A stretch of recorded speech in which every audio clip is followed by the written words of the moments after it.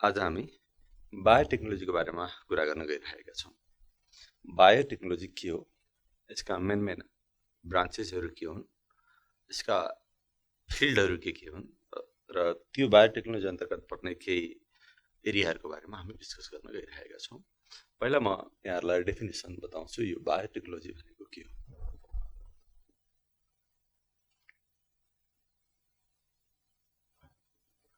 So डेफिनेसनमा हामी के बुझ्न सक्छौँ भन्दा यहाँ बायो र टेक्नोलोजी भन्ने दुईवटा वर्ड छ। बायोटेक्नोलोजी यो यस्तो खालको स्टडी हो जहाँ कुनै पनि टेक्नोलोजी जहाँनिर लिभिङ बिङहरू युज भएको हुन्छ, त्यही टेक्नोलोजीको स्टडीलाई नै बायोटेक्नोलोजी भनिन्छ। बायोटेक्नोलोजी अथवा यसलाई पहिला लेखौँ अनिखेरि हामी डिटेलमा कुरा गरौँ। It is a branch of biology र हामी मोडर्न ब्रान्च अफ बायोलोजी अथवा एप्लाइड ब्रान्च अफ बायोलोजी भनेर पनि स्टार्ट गर्न सक्छौँ। It is a branch of biology that deals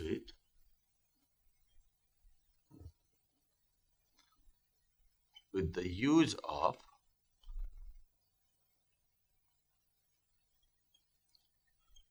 living beings, especially microorganisms,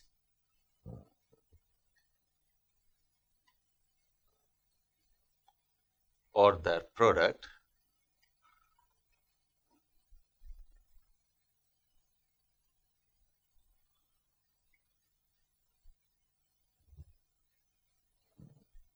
products for the benefit of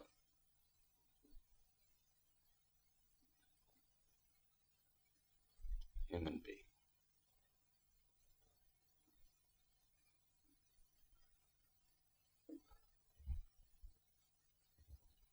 या मैले एउटा definition लेख्दै, it is a branch of biology that deals with the use of living being.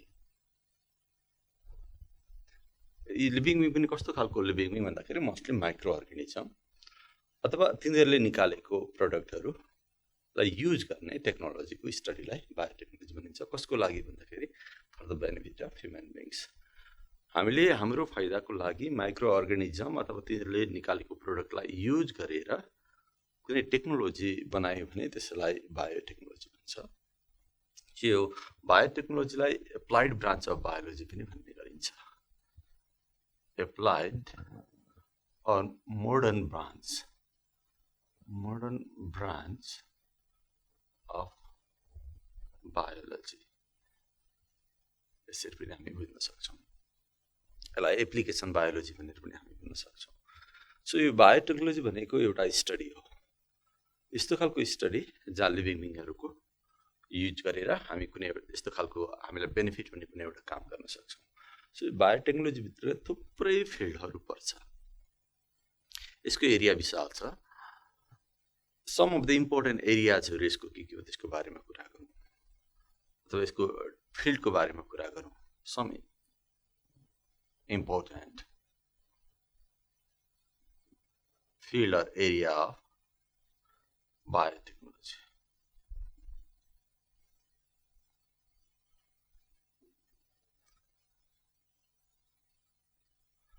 यो biotechnology यो technology यो agricultural फिल्डमा पनि छ, medicinal फिल्डमा पनि छ, इन्डस्ट्रियल फिल्डमा पनि छ। म केहीवटा लिस्टहरू बनाउँछु। फर इक्जाम्पल एग्रिकल्चरल फिल्डहरू,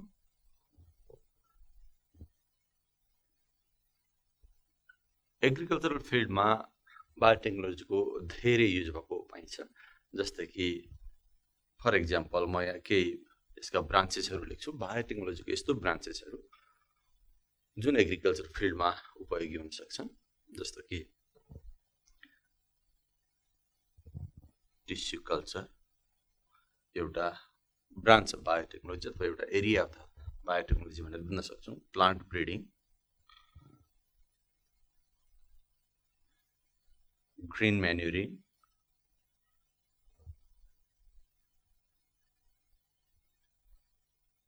अरू थुप्रै छ। जस्तै कि जेनेटिक इन्जिनियरिङले पनि एग्रिकल्चरमा धेरै हेल्प गरेको छ।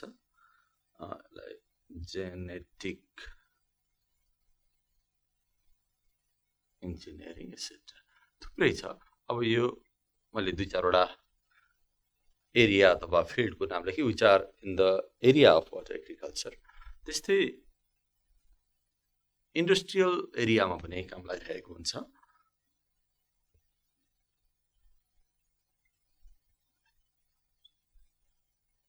इन्डस्ट्रियल एरियामा कहाँ कुन बायोटेक्नोलोजी काम लाग्छ भनेर भन्दाखेरि, जस्तो कि हामी भन्न सक्छौँ फर्मेन्टेसन एउटा छ। फर्मेन्टेसन अनेक खालको फर्मेन्टेसन हुन्छ, जस्तो कि एन्टिबायोटिक फर्मेन्टेसन भयो, इन्जाइम प्रोडक्सन गर्ने फर्मेन्टेसन भयो, अर्ग्यानिक एसिड बनाउने फर्मेन्टेसन्सहरू भयो। यस्तो धेरै फर्मेन्टेसन टेक्नोलोजीहरूमा काम लागिरहेको हुन्छ। रिफाइनरिजहरूमा पनि काम लागिरहेको हुन्छ।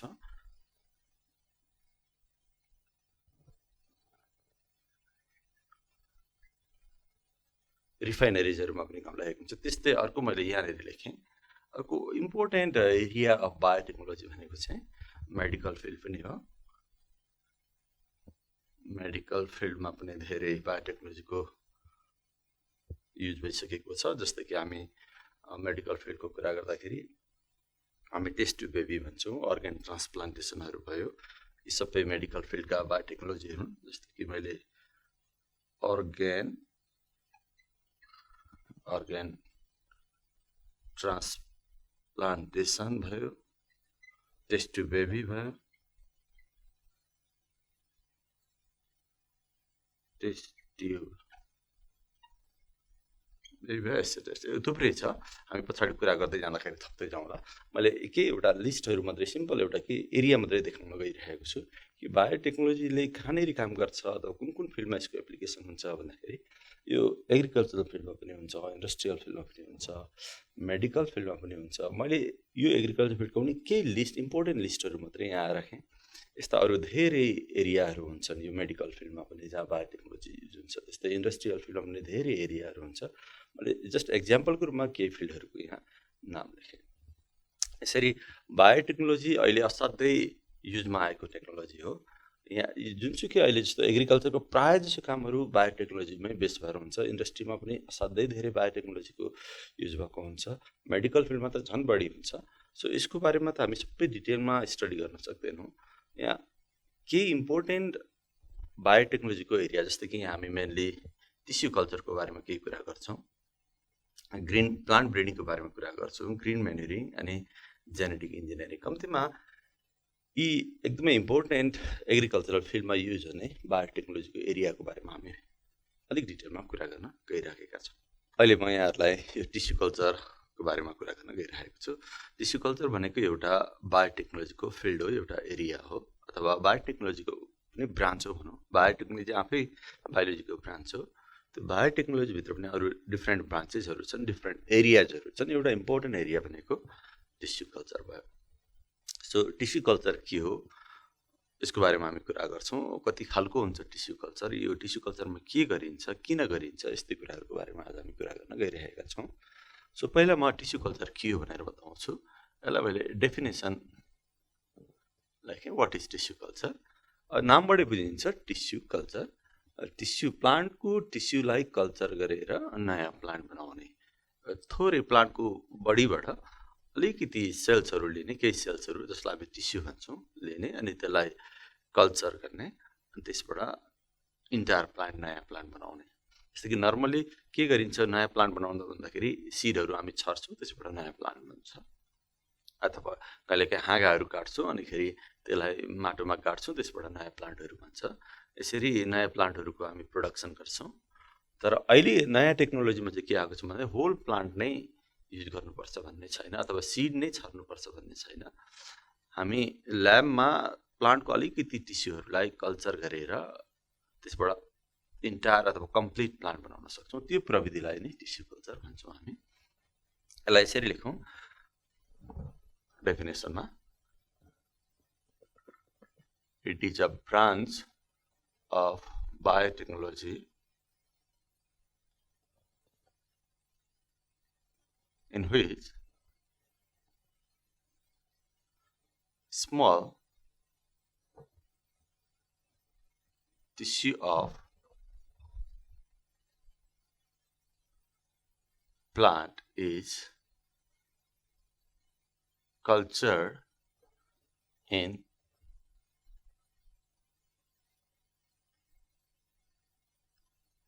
aseptic condition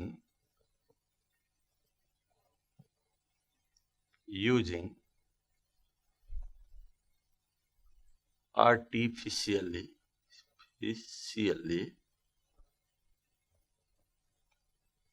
prepared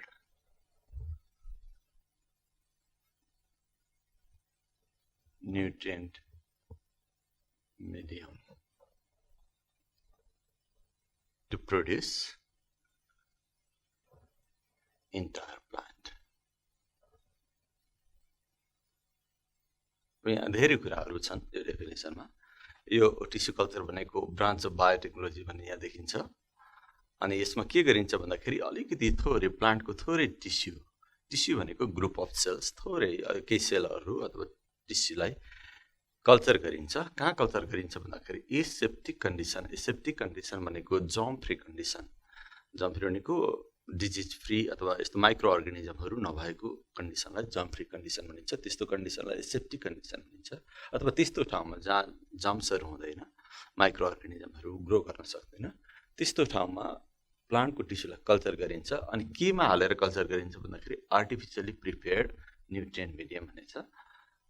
प्लान्टलाई के चाहिन्छ त सबै चिजहरू भएको एउटा न्युट्रिएन्ट मिडियम भन्छौँ हामी, सबै हालेर बनाएको सोलुसन जस्तो त्यसमा ग्रो गरिन्छ।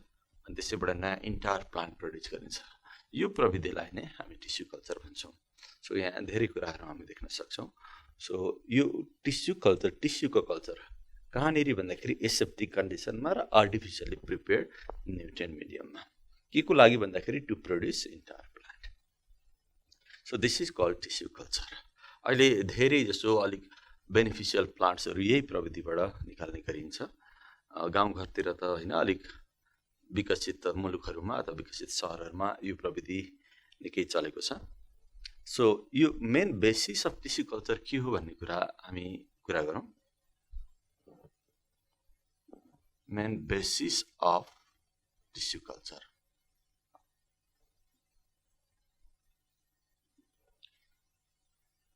अथवा केही सेल अथवा सिंगल सेल अथवा केही सेलहरूलाई लिएर होल प्लान्ट बनाउन कसरी सम्भव छ भन्दाखेरि प्लान्टको सेलहरूमा यस्तो एउटा क्यापासिटी हुन्छ, त्यसलाई हामी टोटिपोटेन्ट भन्छौँ। हरेक लिभिङ भेजिटेटिभ सेलमा प्लान्टको लिभिङ सेल हुनु पर्यो। लिभिङ सेलहरूमा तपाईँले अलिक भेजिटेटिभ भयो भने सक्सेस हुन्छ। लिभिङ भेजिटेटिभ सेलहरूमा यस्तो खालको क्यापासिटी हुन्छ, एउटा सेलबाट पुरै प्लान्ट बनाउन सक्छ। हरेक लिभिङ सेलहरूमा, भेजिटेटिभ सेलहरूमा यो क्यापासिटी हुन्छ। त्यो क्यापासिटीलाई नै टोटिपोटेन्ट भनिन्छ। त्यही क्यापासिटी हरेक प्लान्टको सेलमा हुने भएको हुनाले थोरै टिस्युलाई कल्चर गरेर पनि पुरै प्लान्ट बन्न सम्भव भएको। सो टिस्यु कल्चर केमा आधारित छ भन्दाखेरि प्लान्टको त्यो सेलको त्यो क्यापासिटीमा आधारित छ। के क्यापासिटी भन्दाखेरि each living vegetative cell has an ability to develop into entire plant. त्यो लिभिङ सेलको एबिलिटीमा आधारित छ टोटिपोटेन्ट सेल। सो मैले यसलाई सर्टकटमा लेखेँ। Main basis of tissue culture is totipotent. Main basis. What is totipotent भन्यो भने चाहिँ ability of living vegetative cell to develop into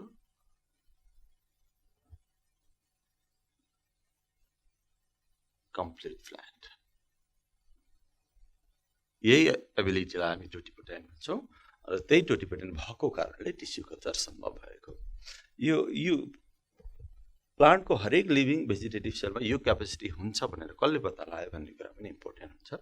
एउटा हेबरल्यान्ड भन्ने साइन्टिस्टको नामहरू याद राख्नुपर्ने हुन्छ।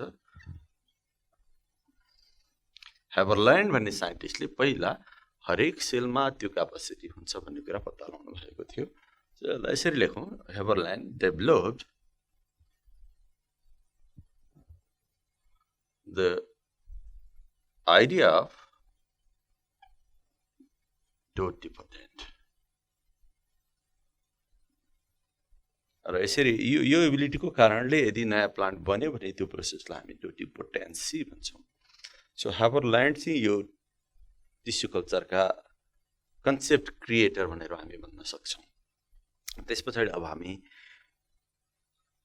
केही टेक्निकल टर्म्सहरुको बारेमा कुरा गर्छौं जस्तो कि एउटा एक्सप्लान्ट के हो भन्ने कुराहरु यहाँले बुझ्नुपर्ने हुन्छ व्हाट इज एक्सप्लान्ट भनेर यो एक्सप्लान्ट भनेको प्लान्टको जुन मेटेरियल्स अथवा यहाँ भन्यो स्मल टिस्यु अफ प्लान्ट भने हामीले प्लान्टको कुन टिस्यु हो अथवा कुन पोर्सनबाट त्यो टिस्यु लिने भन्ने कुरा चाहिँ जहाँको लिए पनि हुन्छ तर डेड चाहिँ हुनु भएन त्यही प्लान्टको मेटेरियल्स जुन टिस्यु कल्चरमा युज गरिन्छ त्यसैलाई एक्सप्लान्ट भन्ने गरिन्छ यसलाई यसरी लेखौं plant material which is used in tissue culture त्यसलाई हामी एक्सप्लान्ट भन्छौं अब म यहाँहरुलाई टाइप्स अफ टिस्यु कल्चरको बारेमा के कुरा गर्छु टाइप्स अफ टिस्यु कल्चर अब हामी टाइप्स अफ टिस्यु कल्चरको बारेमा कुरा गर्न गइरहेका छौं जस्तो कि यो भन्दा अगाडि मैले यहाँहरुलाई बताएँ एक्सप्लान्ट के हो एक्सप्लान्ट भनेको टिस्यु कल्चरमा युज हुने मेटेरियल त्यही कुन एक्सप्लान्ट युज गरिन्छ त्यसको आधारमा टाइप्स अफ टिस्यु कल्चरहरु बनाइएको छ एउटा त्यसको आधारमा जस्तो कि यहाँ लेख्दै छौं जस्तो कि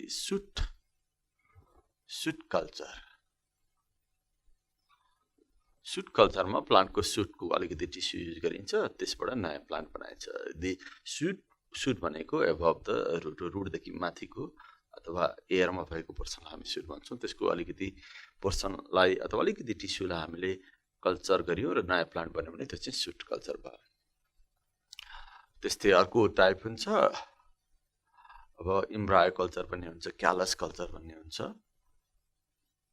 क्यालस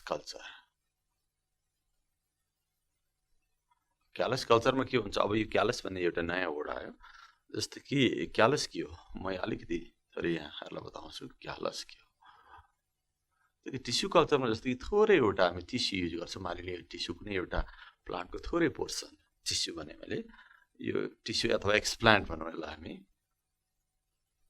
यो एक्सप्लान्टलाई हामीले कल्चर गरिसकेपछि अथवा यो प्लान्टको सानो टुक्रा लिफको अथवा रुटको कुनै पनि पोर्सनको एउटा सानो टुक्रा एक्सप्लान्ट त्यसलाई हामीले कल्चरमा राखेपछि यो एक्सप्लान्टको छेउछेउमा थुप्रै सानो सेल्सहरु यसरी डेभलप हुन्छ अथवा यो एक्सप्लान्टको सेलहरु यसरी डिभाइड हुन्छ अनि थुप्रै एउटा ग्रुपमा नयाँ सेल्सहरु बनेको देख्छौं हामी यहाँनेरि यसरी नयाँ सेल्सहरु बन्छ एक्सप्लान्टको सेल्सहरु डिभाइड हुन्छ and gives new cells and all these cells are similar homogeneous एकै खालको छ and undifferentiated छ अहिलेसम्म छुटेको छैन यही यो नयाँ जुन नयाँ सेलहरुको ग्रुप देखियो अहिले सबै सेलहरु उस्तै छ यो ग्रुपमा भएको सेलहरु यही मास अफ सेल अथवा यही ग्रुप अफ सेललाई हामी के भन्छौं क्यालस भन्छौं this is called callus so क्यालसको डेफिनेसन के भन्दाखेरि is a group of undifferentiated or unorganized mass of cells यसरी बुझ्नुपर्छ mass of undifferentiated or unorganized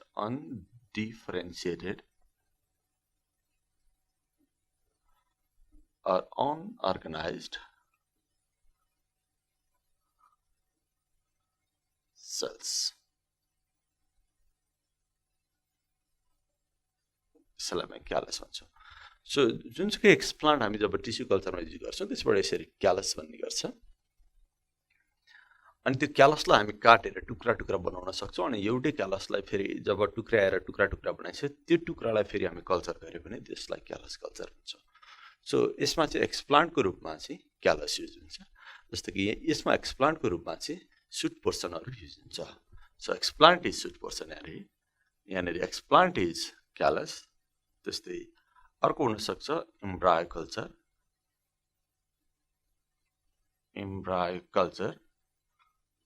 embryo कल्चरमा जुन एक्सप्लान्ट हुन्छ त्यो चाहिँ इम्ब्रायो हुन्छ यसै गरी के एक्सप्लान्ट युज हुन्छ त्यसैको आधारमा मेरिस्टेम टिप कल्चर भन्छ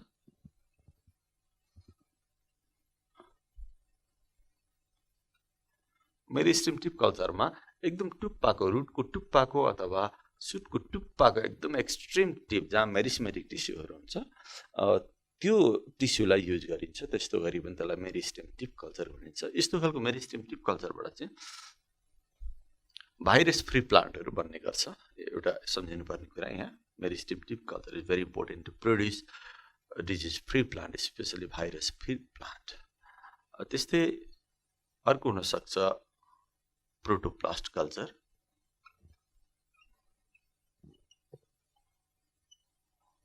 प्रोटोप्लास्ट कल्चरमा चाहिँ एक्सप्लान्ट कस्तो हुन्छ भन्दाखेरि यसमा चाहिँ सेल्सहरू हुन्छ सेल प्लान्ट सेलमा बाहिरपट्टि सेल वाल हुन्छ त्यो सेल वाललाई इन्जाइमको सहायताले ब्रेकडाउन गरिन्छ अथवा त्यसलाई हटाइन्छ र प्लान्ट सेल तर सेल वाल बेगरको सेललाई कल्चर गरियो भने त्यसलाई चाहिँ प्रोटोप्लास्ट कल्चर भन्छ सो यो खालको प्लान्टबाट चाहिँ हामी हाइब्रिडहरू पनि प्रोड्युस गर्न सक्छौँ माने यो खालको कल्चरबाट हामी हाइब्रिड प्लान्टहरू पनि प्रोड्युस गर्न सक्छौँ प्लान्टको सेलहरूलाई फ्युज गर्न पनि सक्छौँ by removing the cell wall it is easy to fuse to plant cells so यो प्रोटोप्लास्ट कल्चर पनि इम्पोर्टेन्ट हुन्छ कहिलेकाहीँ हामी एन्थर कल्चर पनि गर्न सक्छौँ एन्थर कल्चरमा अब यी नामबाटै बुझिन्छ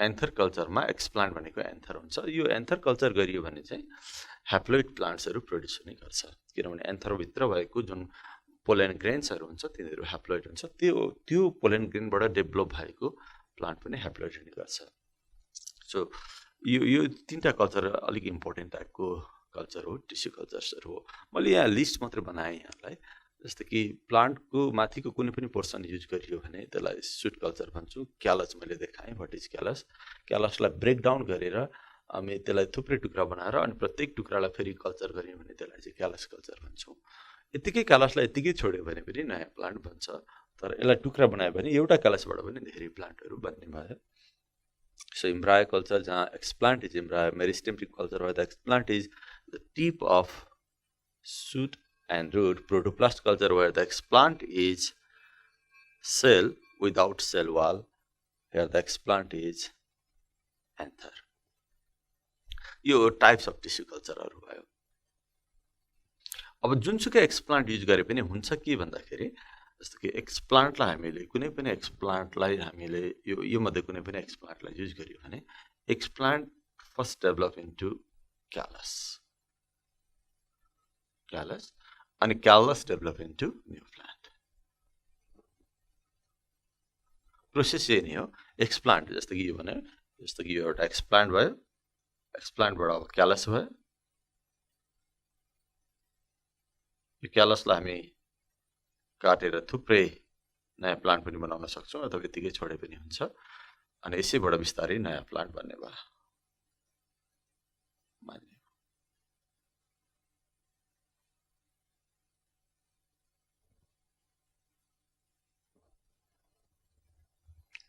सो जुनसुकैमा जस्तो कि प्रोटोप्लास्ट कल्चर गरे पनि हुने यही हो एन्थर कल्चर गऱ्यो भने पनि यसरी नै पहिला एक्सप्लान्ट एन्थर ग्रुपमा युज गऱ्यो भने यो एक्सप्लान्ट भनेको एन्थर भयो यसबाट पहिला क्यालस बन्छ नयाँ प्लान्ट बन्छ जस्तै सुटलाई हामीले कल्चर गऱ्यौँ भने पनि त्यसबाट पहिला क्यालस बन्छ नयाँ प्लान्ट बन्छ यसरी नयाँ प्लान्ट बन्ने गर्दछ by the formation of callus so this callus is very important in the tissue cultures अब यो मैले टाइप्स अफ टिस्यु कल्चरको कुरा गरेँ अब यहाँहरूलाई म प्रोसेस अफ टिस्यु कल्चर बताउँछु अब म यहाँहरूलाई प्रोसेस अफ टिस्यु कल्चरको बारेमा छोटकरीमा केही कुरा बताउँछु जस्तो कि टिस्यु कल्चर गर्नको लागि सुरुमा के चाहियो भन्दाखेरि हामीलाई त कुन प्लान्टको टिस्यु कल्चर गर्ने भन्ने कुराहरू आफूलाई पहिला थाहा हुनु पऱ्यो यो प्लान्टको टिस्यु कल्चर गर्दैछु भनेर अनि त्यो प्लान्ट छानिसकेपछि अनि त्यो प्लान्टको पनि कुन पोर्सनको टिस्यु लिएर चाहिँ हामी टिस्यु कल्चर गर्ने एक्सप्लान्ट कुन पोर्सनको प्लान्टको कुन पार्ट्सको युज गर्ने हो त्यो पहिला कन्फर्म हुनु पऱ्यो सो द फर्स्ट स्टेप भनेको चाहिँ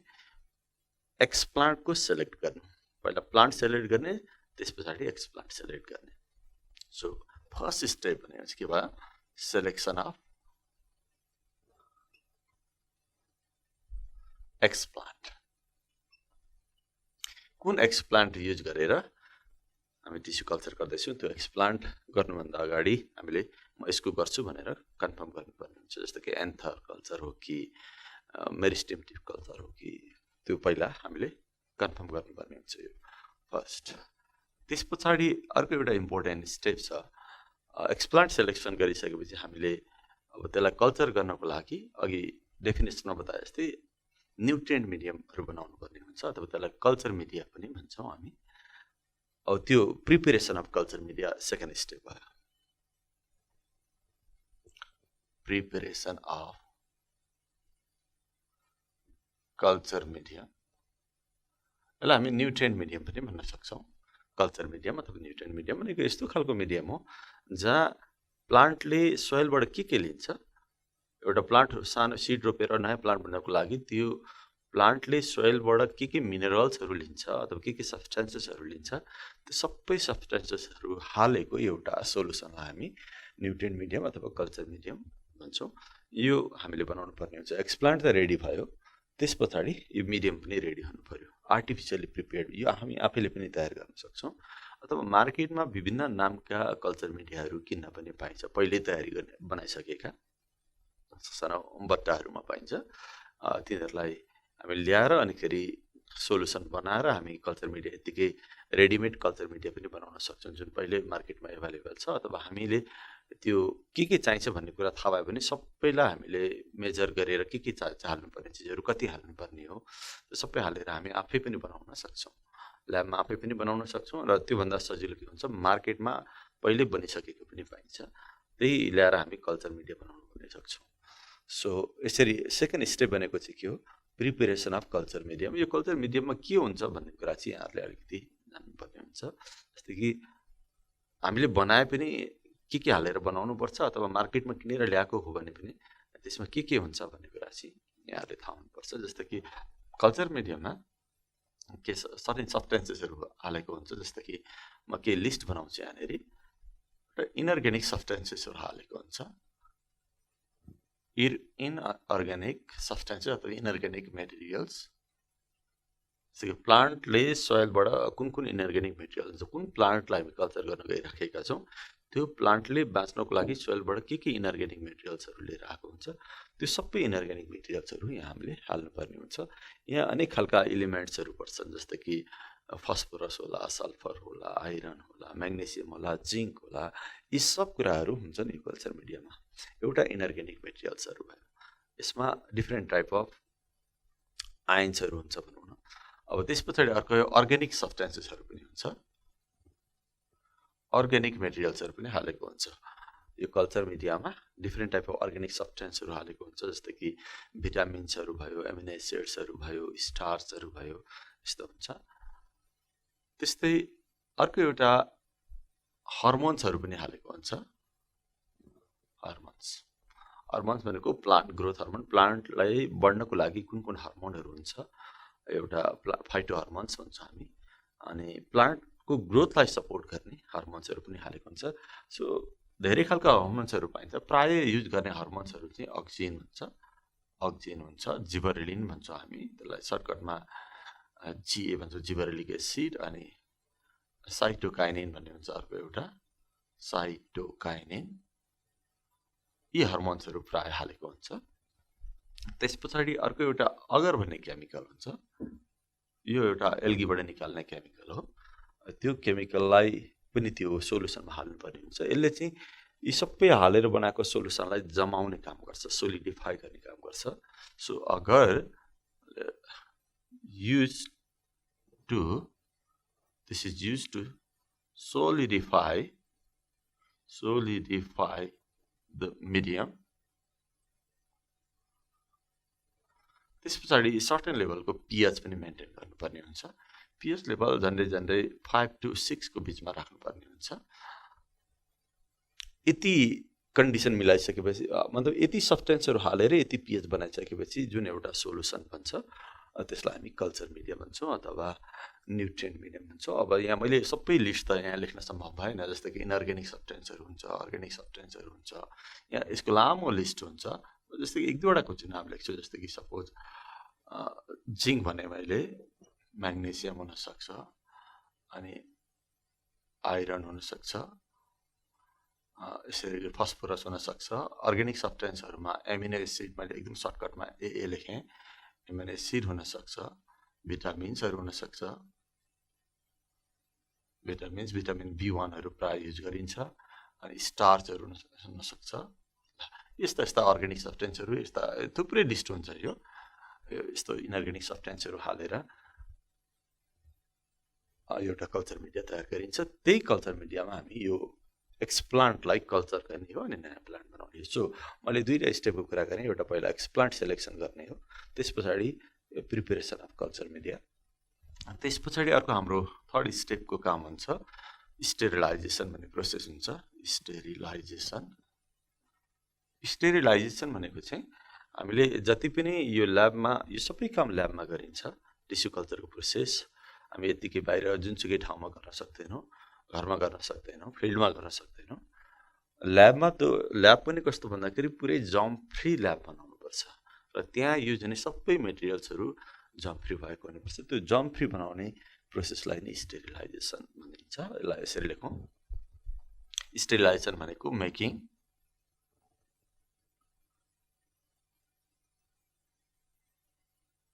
जर्म फ्री कन्डिसन।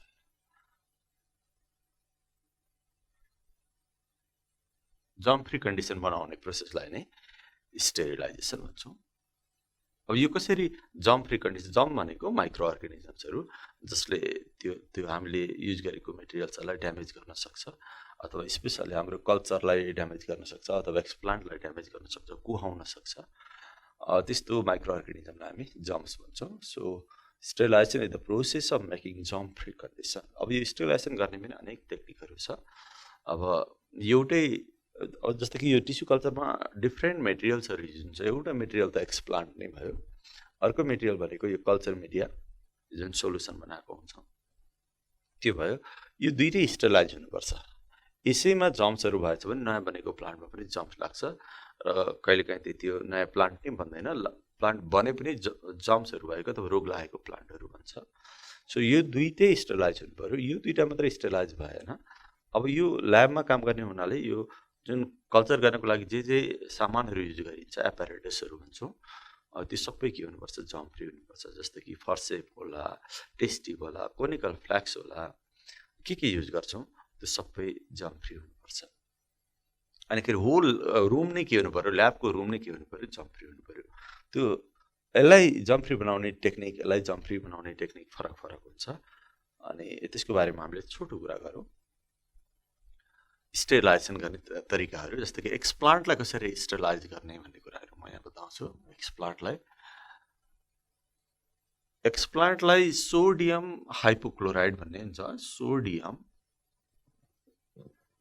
हाइपोक्लोराइड भन्ने हुन्छ। यसमा एक्सप्लान्टलाई कल्चर गर्नु अगाडि केही समय यसको सोलुसनमा राख्नुपर्छ।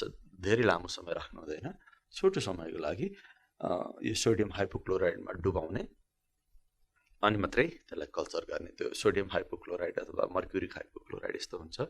यो हाइपोक्लोराइड सोल्युसनमा राखेपछि एक्सप्लान्ट स्टेरिलाइज हुन्छ। सो मैले यसरी लेखेँ, यहाँले बुझ्नुपर्ने हुन्छ। Explant is sterilize by using sodium hypochloride or by putting this explant in this solution for few minutes. त्यस पछाडि यो कल्चर मिडियालाई कसरी स्टेरिलाइज गर्ने भने मैले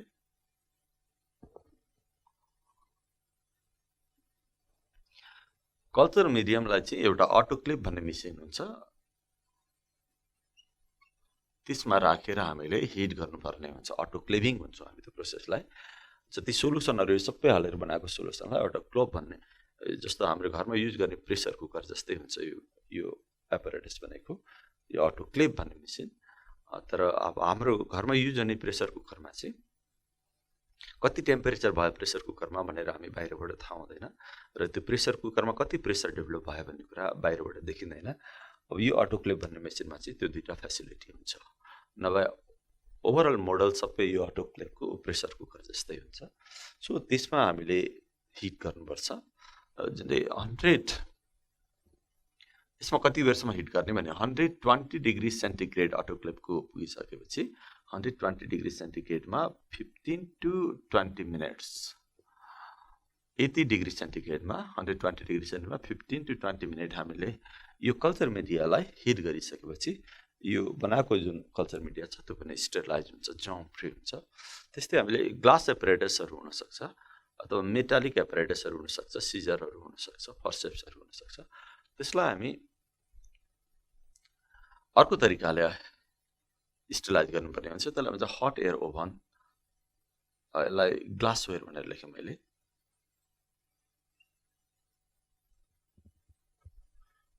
ग्लासवेयर अथवा मेटालिक वेयर यिनीहरूलाई स्टरलाइज गर्नको लागि हट एयर ओभनमा राख्छौँ हामी।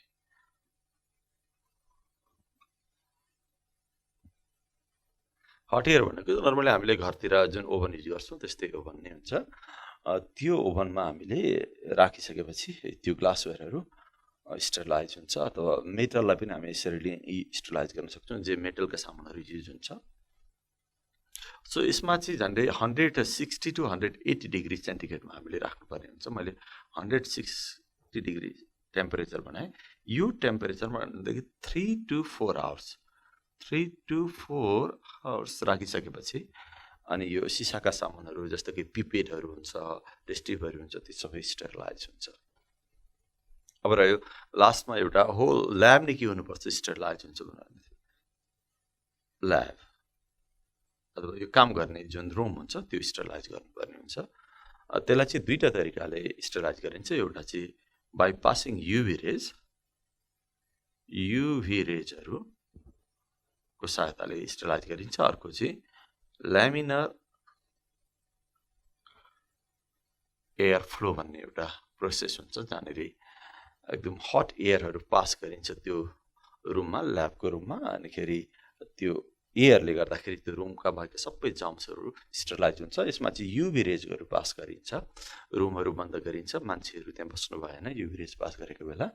अनिखेरि युभी रेजहरू सानो एउटा कर्नरबाट युभी रेजहरू त्यो रुममा स्प्रेड गरिसकेपछि अथवा युभी रेज अन गरिसकेपछि त्यो युभी रेजको कारणले त्यहाँ भएको जम्सहरू सबै मर्छ। तर अलिक लामो समयसम्म राख्नुपर्ने हुन्छ।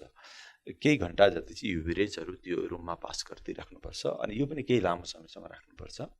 यो ल्यामिनर एयर फ्लो भन्ने एउटा मेसिनै हुन्छ। त्यो मेसिनले एकदमै एक खालको एयर फिल्टर गरेको एयरलाई, हट बट फिल्टर गरेको एयरलाई त्यो रुमभित्र छिराउँछ। अनि जसले गर्दा त्यो रुममा भएको सबै जम्सहरू स्टरलाइज भनेको जम्सहरू मर्छ र होल रुम बिकम्स स्टरलाइज। यो this is how sterilization is done. यो प्रत्येकको लागि फरक हुन्छ भनेर मैले यहाँ बताइसकेँ। सो यो थर्ड स्टेप भयो स्टरलाइजेसन। अब मात्रै हाम्रो खास मेकानिजम सुरु हुन्छ। यस पछाडि जुन प्रोसेस सुरु हुन्छ त्यसलाई हामी माइक्रो प्रोपागेसन भन्छौँ। माइक्रो प्रोपागेसन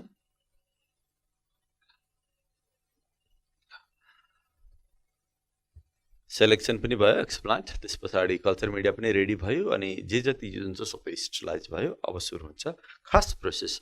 एक्चुअल प्रोसेस चाहिँ अब यहाँदेखि सुरु हुन्छ टिस्यु कल्चरको। योसम्म चाहिँ प्रिपरेसन मात्रै भयो। सो एक्चुअल प्रोसेसलाई हामी के भन्छौँ, माइक्रो प्रोपागेसन भन्छ। माइक्रो प्रोपागेसनको नामबाट पनि भन्छ थोरै टिस्युलाई कल्चर गर्ने अनि त्यसबाट प्रोपागेसन गर्ने भनेको धेरै बनाउने भन्ने कुरा हो। अब यसमा चाहिँ के गरिन्छ भन्दाखेरि अब यो जुन एक्सप्लान्ट छ, एक्सप्लान्टलाई हामीले एउटा कल्चर ट्युबमा राख्न सक्छौँ अथवा कोनिकल फ्लास्कमा राखिन्छ। अनि त्यहाँनिर एक्सप्लान्ट हानिन्छ। त्यो फर्स्ट स्टेपलाई हामी कल्चर इस्टाब्लिसमेन्ट पनि भन्न सक्छौँ। सो यो भित्रको माइक्रो प्रोपागेसन भित्रको चाहिँ स्टेप्सहरूको कुरा गर्दैछु। कल्चर इस्टाब्लिसमेन्ट यो भन्नाले के बुझिन्छ भन्दाखेरि कल्चर स्टार्ट गर्नु भन्ने कुराहरू बुझिन्छ। अथवा त्यो एक्सप्लान्टलाई त्यो न्युट्रिएन्ट मिडियममा लगेर हाल्नु भन्ने कुरा बुझिन्छ। फर्स्ट स्टेज यो गरिन्छ, इस्टाब्लिस गरिन्छ भनेको त्यहाँ लगेर राखिन्छ। राखिसकेपछि बिस्तारै के हुन्छ भन्दाखेरि त्यो कल्चर ट्युबमा, जस्तै कि म एकदम सिम्पल एउटा सानो ड्रइङबाट देखाउँछु। फर्स्ट स्टेपमा मैले यहाँ लेखेँ, यो सपोज एक्सप्लान्ट भयो अरे कुनै, यो एक्सप्लान्ट भयो। यो एक्सप्लान्टलाई एउटा मैले कोनिकल फ्लास्क जस्तो बनाएँ। यहाँनिर एउटा कोनिकल फ्लास्क भयो। मानेर यो कोनिकल फ्लास्कमा हामीले कल्चर मिडिया हाल्नुपर्ने हुन्छ। यहाँनिर हामी कल्चर मिडिया यसरी हाल्छौँ। यो कल्चर मिडिया भयो। अनि यहाँनिर चाहिँ यो एक्सप्लान्टलाई ट्रान्सफर गर्छौँ यसरी। सपोज यो एक्सप्लान्ट भयो, सपोज यो एक्सप्लान्टलाई हामीले ट्रान्सफर गऱ्यौँ, यसलाई हामी कल्चर इस्टाब्लिसमेन्ट भन्छौँ। अनि बिस्तारै के हुन्छ भन्दाखेरि अब यहाँनिर हामी कटन प्लग पनि लगाउने सक्छौँ। यो कटन प्लगले गर्दाखेरि यो कल्चर मिडिया ड्राई हुन पनि दिँदैन र बाहिरको जम्प्सहरू छिर्ने सम्भावना कम हुन्छ। भनेको रुवा हुन्छ कटन, त्यसलाई माथि प्लग बनाएर बिर्को जस्तो बनाएर हामी लाउन पनि सक्छौँ। यो मैले बनाएको चाहिँ कोनिकल फ्ल्याक्स हो, मानिलियो यो कोनिकल फ्ल्याक्स भयो। अनि यो चाहिँ कल्चर मिडिया, यो एक्सप्लान्टलाई मैले यहाँभित्र हालेको, यो कल्चर मिडिया राखौँ, कल्चर मिडियम, एक्सप्लान्ट ट्रान्सफर भयो यहाँनिर। अब बिस्तारै के हुन्छ भन्दाखेरि नेक्स्ट स्टेपमा अब यो एक्सप्लान्टमा अहिले भनेको जस्तै क्यालसहरू डेभलप हुन्छ। So the next step is callus development.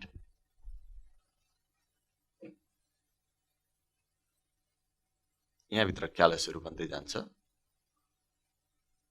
मानिलिउँ यो कोनिकल फ्ल्याक्स भयो। सो यहाँनिर अब क्यालसहरू यसरी डेभलप हुन्छ। मानिलियो क्यालस हो, यसरी क्यालस भन्ने यहाँनिर।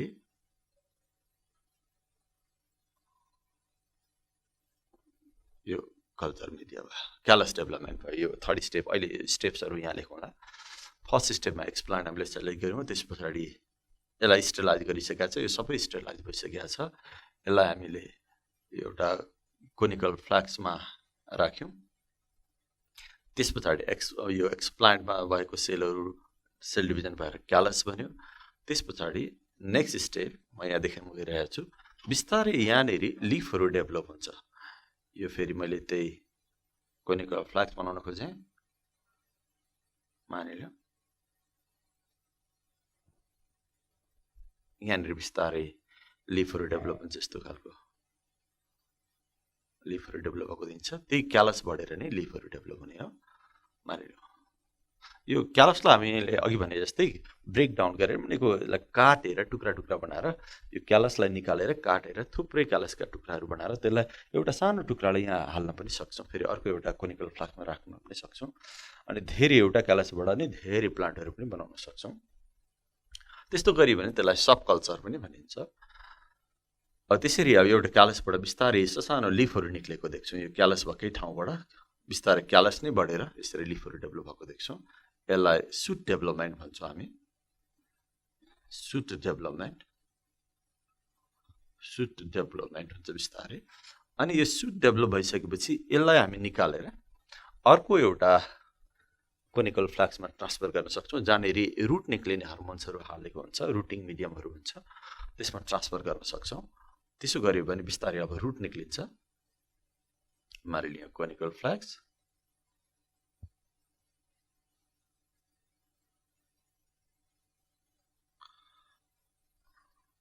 मानिलियो ट्रान्सफर गरेको।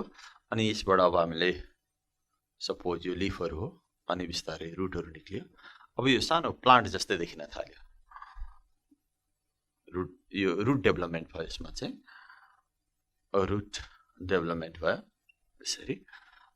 तर यतिकै छोडे पनि हुन्छ, यदि सुरुमै रुटिङ हार्मोन हालेको छ भने इट पनि रुट निक्लिन्छ, पहिला सुट निक्लिन्छ। यसरी नभए सुट निक्लिसकेपछि यो सुटलाई पनि हामी स्प्लिट गर्न सक्छौँ। जुन लिभ जस्तो निक्लेको छ त्यसलाई पनि टुक्र्याउने निकालेर, अनि एउटा लिभ जस्तो जुन निक्लेको छ त्यसलाई हामी एउटा कोनिकल फ्ल्याक्समा राख्ने, अर्को लिफलाई अर्को कोनिकल फ्ल्याक्समा राख्ने, यसरी त्यहाँबाट पनि फेरि हामी धेरै बनाउन सक्छौँ। यतिकै छोड्यो भने पनि हुन्छ। अनि यसरी अब यहाँनिर रुट डेभलपमेन्ट भयो। अब यो सानो प्लान्ट जस्तो भयो। त्यस पछाडि हामी के गर्नुपर्छ भन्दाखेरि त्यो सानो प्लान्ट जस्तो बनिसकेपछि त्यसलाई अब त्यहाँबाट बाहिर निकाल्नुपर्ने हुन्छ। जब रुट पनि बनिसक्छ त्यसलाई बाहिर निकाल्नुपर्ने हुन्छ। अनि बाहिर निकालेर हामीले केही समय ग्रिन हाउसमा राख्नुपर्ने हुन्छ। त्यसलाई हार्डनिङ प्रोसेस भन्छौँ हामी। सपोज ग्रिन हाउसमा राख्नुपर्छ। ग्रिन हाउसमा राख्दाखेरि चाहिँ किनभने एकैचोटि हामीले यो सानो प्लान्ट एकदम डेलिकेट हुन्छ, यो सबै काम यहाँसम्मको प्रोसेसहरू सबै ल्याबमा भएको हुन्छ। अनि यो प्लान्ट त बन्छ, तर यो लिफहरू रुटहरू एकदम डेलिकेट हुन्छ, विक हुन्छ, सफ्ट हुन्छ। यिनीहरूलाई यतिकै हामीले यो प्लान्टलाई, सानो प्लान्टलाई यतिकै खेतमा लगेर रोप्यौँ भने यो सर्भाइभ गर्न सक्दैन, किनभने यो त्यति दह्रो भइसकेको हुँदैन। यो प्लान्ट, यस प्लान्टका टिस्युहरू त्यति दह्रो भइसकेको हुँदैन। कारण अलिक दह्रो बनाउनको लागि, प्लान्टलाई दह्रो बनाउनको लागि एकैचोटि नेचुरल फिल्डमा खेतमा लगेर रोप्नुभन्दा पनि पहिला हामी ग्रिन हाउसमा लगेर यसलाई ट्रान्सफर गर्छौँ। यो प्लान्टलाई हामी ग्रिन हाउसमा लान्छौँ। त्यो ग्रिन हाउसमा लगेर राख्दा पनि सकभर अलिकति बालुवा अलिक बढी भएको एकदम लुज सोइलमा लगेर हामी यसलाई ट्रान्सफर गर्छौँ, बालुवा मिसिएको सोइलमा। अनि त्यहाँ गएर चाहिँ केही समय राखिसकेपछि ग्रिन हाउसभित्र राखेपछि त्यो प्लान्ट बिस्तारै दह्रो हुँदै जान्छ। त्यसलाई हार्डनिङ प्रोसेस भन्छौँ हामी, भनेको टिस्युहरू दह्रो हुँदै जाने प्रोसेसहरू। ग्रिन हाउसमा किन राखेको भन्दाखेरि त्यहाँ हामी टेम्परेचर मिलाउन सक्छौँ, लाइट मिलाउन सक्छौँ। त्यही कारण then this plant is transfer in green house. मानिलिउँ मैले यहाँ यस्तो खालको एउटा मोडल जस्तो बनाएँ, मानिलिउँ यो एउटा ग्रिन हाउस हो सपोज, यो ग्रिन हाउसमा लगेर यसलाई ट्रान्सफर गर्ने, यसरी यो प्लान्टलाई ट्रान्सफर गर्ने एउटा गमलामा मानिलिउँ यो सानो प्लान्ट यसरी हामीले गमलामा लगायौँ, यो भनेको ग्रिन हाउस मानिलिउँ। अब बिस्तारै यो प्लान्ट अहिले मैले भने जस्तै यो दह्रो हुँदै जान्छ।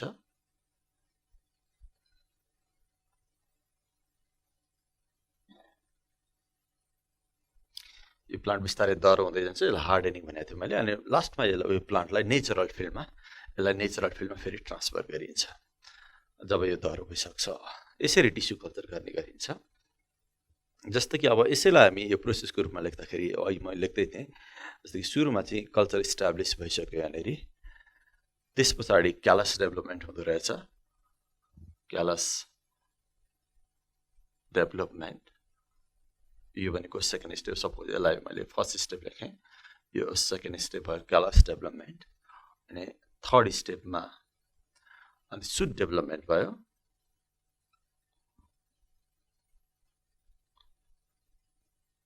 यसलाई थर्ड स्टेप भने मैले थर्ड स्टेप। अनिखेरि फोर्थ स्टेपमा रुट डेभलपमेन्ट भयो।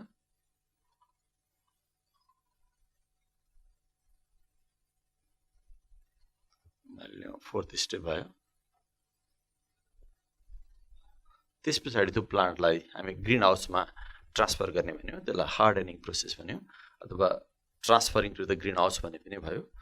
मैले यहाँ हार्डनिङ भनेर लेखेँ, hardening in green house GH लेखेँ मैले यहाँ। यो भनेको चाहिँ फिफ्थ प्रोसेस भयो। त्यस पछाडि लास्टमा चाहिँ हामी यो अब केही समय राखेर दह्रो भइसकेपछि त्यो प्लान्टलाई नेचुरल फिल्डमा ट्रान्सप्लान्ट गर्छौँ, त्यसलाई ट्रान्सप्लान्टेसन लेखेँ मैले, ट्रान्सप्लान्टेसन। ग्रिन हाउसदेखि बाहिर निकाल्ने प्रोसेस, त्यसलाई ट्रान्सप्लान्टेसन भन्छौँ। यहाँ हामी अर्को एउटा फिगर बनाउन सक्छौँ यहाँनिर, जस्तो कि एउटा नेचुरल फिल्डमा अब यो चाहिँ ग्रिन हाउसदेखि बाहिर निकालेको। मैले यहाँ फेरि थपेँ एउटा फिगर, मानिलिउँ यो एउटा गमला भयो, यसरी यो प्लान्ट अब अलिक ठुलो भइसकेको जस्तो भयो। यो प्लान्ट यसरी बाहिर निकालिन्छ।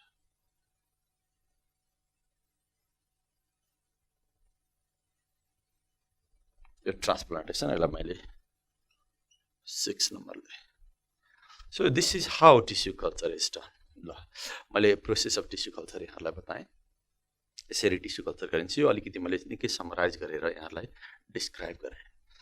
अब टिस्यु कल्चरको सिग्निफिकेन्स के हो यसको बारेमा म छोटो कुरा गर्छु। सिग्निफिकेन्सेस अफ टिस्यु कल्चर मैले यहीँ हटाउने प्रयास गरेँ। सिग्निफिकेन्सेस, फाइदा के, टिस्यु कल्चर गर्दाखेरि के फाइदा हुन्छ भन्ने कुरा हुन्छ। सिग्निफिकेन्स अफ टिस्यु कल्चर, अब टिस्यु कल्चर गर्नको एउटा मेन सिग्निफिकेन्स के हो भन्दाखेरि थोरै मेटेरियल दिएर धेरै प्लान्ट बनाउने। यो कामको लागि टिस्यु कल्चर प्रोसेसलाई प्राय रोजिन्छ। अब यो गाउँघरतिर त यो टेक्नोलोजी पुगेको छैन, तर अलिकति ल्याबहरू राम्रो भएको ठाउँमा जहाँ टेक्नोलोजीको विकास भइसकेको छ त्यो ठाउँमा चाहिँ नयाँ प्लान्टहरू यो तरिकाले प्रड्युस गरिन्छ। जहाँ चाहिँ थोरै प्लान्ट भयो, प्लान्टको सानो पोर्सन भयो, त्यसबाट धेरै प्लान्टहरू छोटो समयमा निक्लिने भयो। सो एउटा फाइदा के रहेछ मैले यहाँ लेखेँ,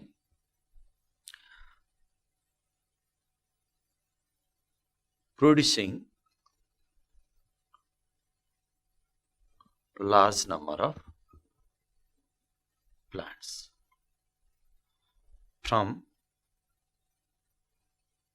small tissue। एउटा सानो टिस्युबाट धेरै प्लान्टहरू प्रड्युस गर्नुभयो भने यो टेक्नोलोजी असाध्यै बेनिफिसियल हुन्छ। अर्को एउटा एडभान्टेज अघि पनि हामीले कुरा गऱ्यौँ कि मोस्ट इम्पोर्टेन्ट एडभान्टेज भनेर पनि हामी यसलाई लेख्न सक्छौँ कि यो टिस्यु कल्चरबाट बनाएको नयाँ प्लान्टहरू जति यो नयाँ प्लान्टहरू बनेको देखिन्छ, यो प्लान्टहरू जर्म फ्री हुन्छ अथवा डिजिज फ्री हुन्छ। प्रोड्युसिङ अर्को फाइदा मैले त्यसै कुरालाई यहाँ लेखेँ producing disease free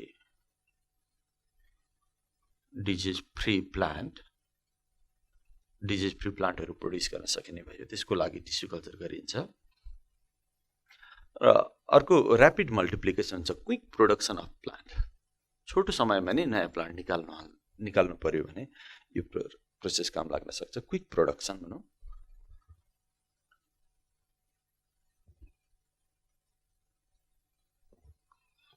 quick production of new plant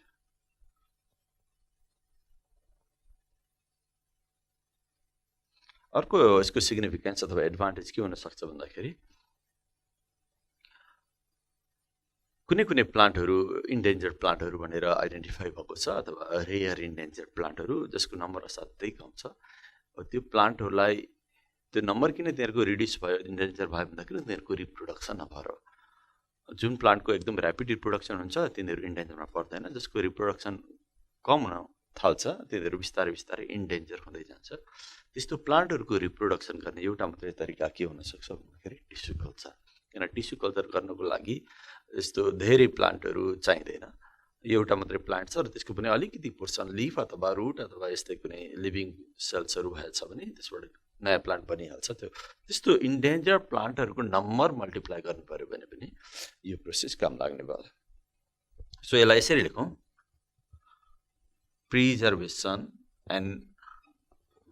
preservation of endangered plant यहाँ प्रिजर्भेसन लेखेँ प्रिजर्भेसन एन्ड मल्टिप्लिकेसन भनेर बुझौँ हामी प्रिजर्भ गर्नु भनेको धेरै बनाउने भन्ने कुरा क्वेसन्समा लिनु होला यहाँहरूले preservation of endangered plant so कुनै प्लान्टको के हुन्छ इम्ब्रायो बने पनि त्यसबाट नयाँ प्लान्ट बन्दैन जाइगोट बन्छ जाइगोट डेभलप्स इन्टु इम्ब्रायो तर इम्ब्रायोबाट नयाँ प्लान्ट डेभलप नहुन सक्छ तर यो टिस्यु कल्चरलाई त्यस्तो बढ्न नसक्ने इम्ब्रायोलाई हामीले टिस्यु कल्चरमा ल्याएर यो प्रविधि युज गऱ्यौँ भने त्यो इम्ब्रायो बढ्न नसकेको इम्ब्रायोबाट पनि नयाँ प्लान्टहरू भन्छ त्यसलाई हामी इम्ब्रायो रेस्क्यु पनि भन्छौँ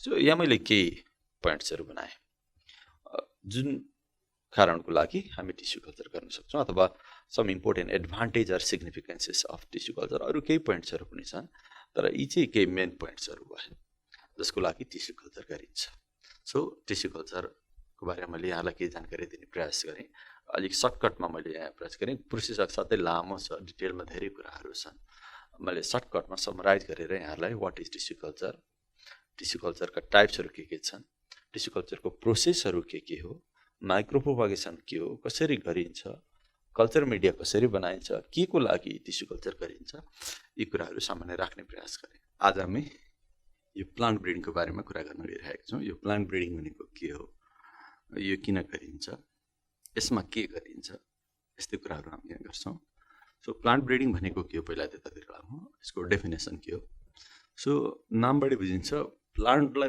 ब्रिड गर्ने भनेको नयाँ प्लान्टहरू बनाउने प्रोसेसलाई नै प्लान्ट ब्रिडिङ भनिन्छ यो बायोटेक्नोलोजीको एउटा ब्रान्च हो यसलाई डेफिनेसनमा यसरी लेखौँ it is a branch of biotechnology in which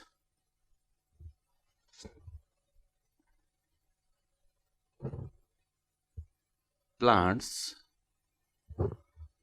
with improved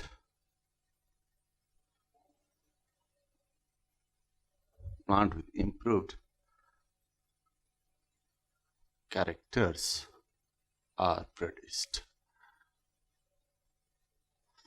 एकदम सर्टकटमा यहाँ डेफिनेसन लेखेँ यो ब्रान्च अफ बायोटेक्नोलोजी भयो हामी बायोटेक्नोलोजी अन्तर्गत नै पढिरहेका छौँ जहाँनिर इम्प्रुभड क्यारेक्टर्स भएको प्लान्ट्सहरू प्रड्युस गरिन्छ भनेको अहिले हामीसँग भएका प्लान्टहरूमा जस्ता क्यारेक्टर्स छन् ती भएका क्यारेक्टर्सभन्दा पनि राम्रा क्यारेक्टर्स भएका प्लान्टहरू प्रड्युस गर्ने टेक्नोलोजीलाई नै प्लान्ट ब्रिडिङ भन्छौँ it is branch of biotechnology एक खालको टेक्नोलोजी नै हो जहाँनिर एक्जिस्टिङ भेराइटिज अफ प्लान्ट्सहरूभन्दा बेटर क्वालिटी भएको प्लान्ट्सहरू प्रड्युस गरिन्छ सो त्यसलाई प्लान्ट ब्रिडिङ भन्छौँ हामी सो प्लान्ट ब्रिडिङ गर्नुको उद्देश्य अनेक हुन सक्छ। जो मान्छेले प्लान्ट ब्रिडिङ गर्छ त्यो मान्छेलाई प्लान्ट ब्रिडर्सहरू भन्छौँ हामी। यहाँ मैले एउटा वर्ड लेखेँ, प्लान्ट ब्रिडर्स। प्लान्ट यो भनेको चाहिँ people who do plant breeding.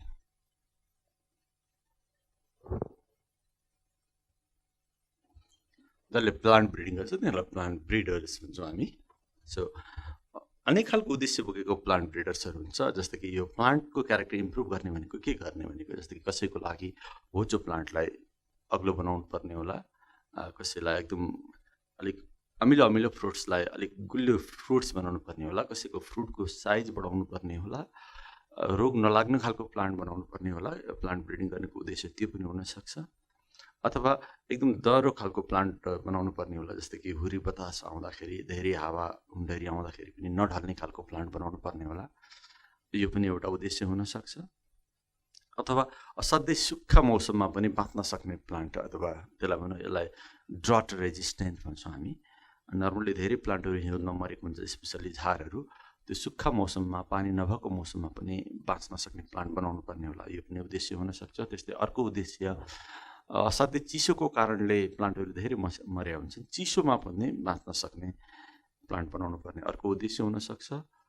यसरी अनेक खालका उद्देश्यहरू हुन सक्छन् प्लान्ट ब्रिडिङका, जसलाई हामी अब्जेक्टिभ्स अफ प्लान्ट ब्रिडिङ भन्छौँ।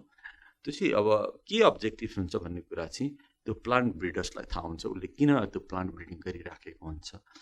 प्रोडक्सन बढाउन हो कि, सिडको साइज बढाउन अथवा नम्बर बढाउन हो कि, यस्तो अनेक खालका उद्देश्यहरू बोकेर प्लान्ट ब्रिडिङ गरिन्छ। सो डिफ्रेन्ट अब्जेक्टिभ्स हुँदो रहेछ। मैले त्यो अब्जेक्टिभ्सको बारेमा यहाँहरूलाई सर भने, तर यहाँ मैले लेखिनँ। यो अनेक खालका अब्जेक्टिभ्स हुन्छन् भनेर चाहिँ यहाँहरूले बुझ्नुपर्ने हुन्छ। जस्तै कि अब प्लान्ट ब्रिडिङ कसरी गरिन्छ भन्ने कुरा भयो। मेथड अफ प्लान्ट ब्रिडिङकोमा कुरा गरौँ अब थोरै। Methods of plant breeding.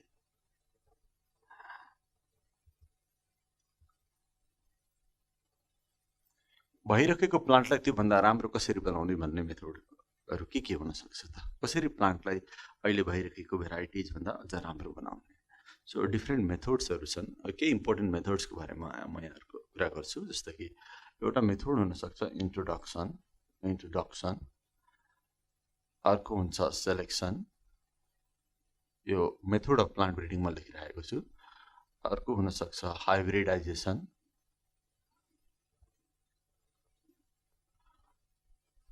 अर्को प्लान्ट ब्रिडिङ अथवा प्लान्टलाई राम्रो बनाउने मेथड हुनसक्छ म्युटेसन ब्रिडिङ पनि भन्छौँ हामी त्यसलाई। अर्को मेथड हुनसक्छ जेनेटिक इन्जिनियरिङ।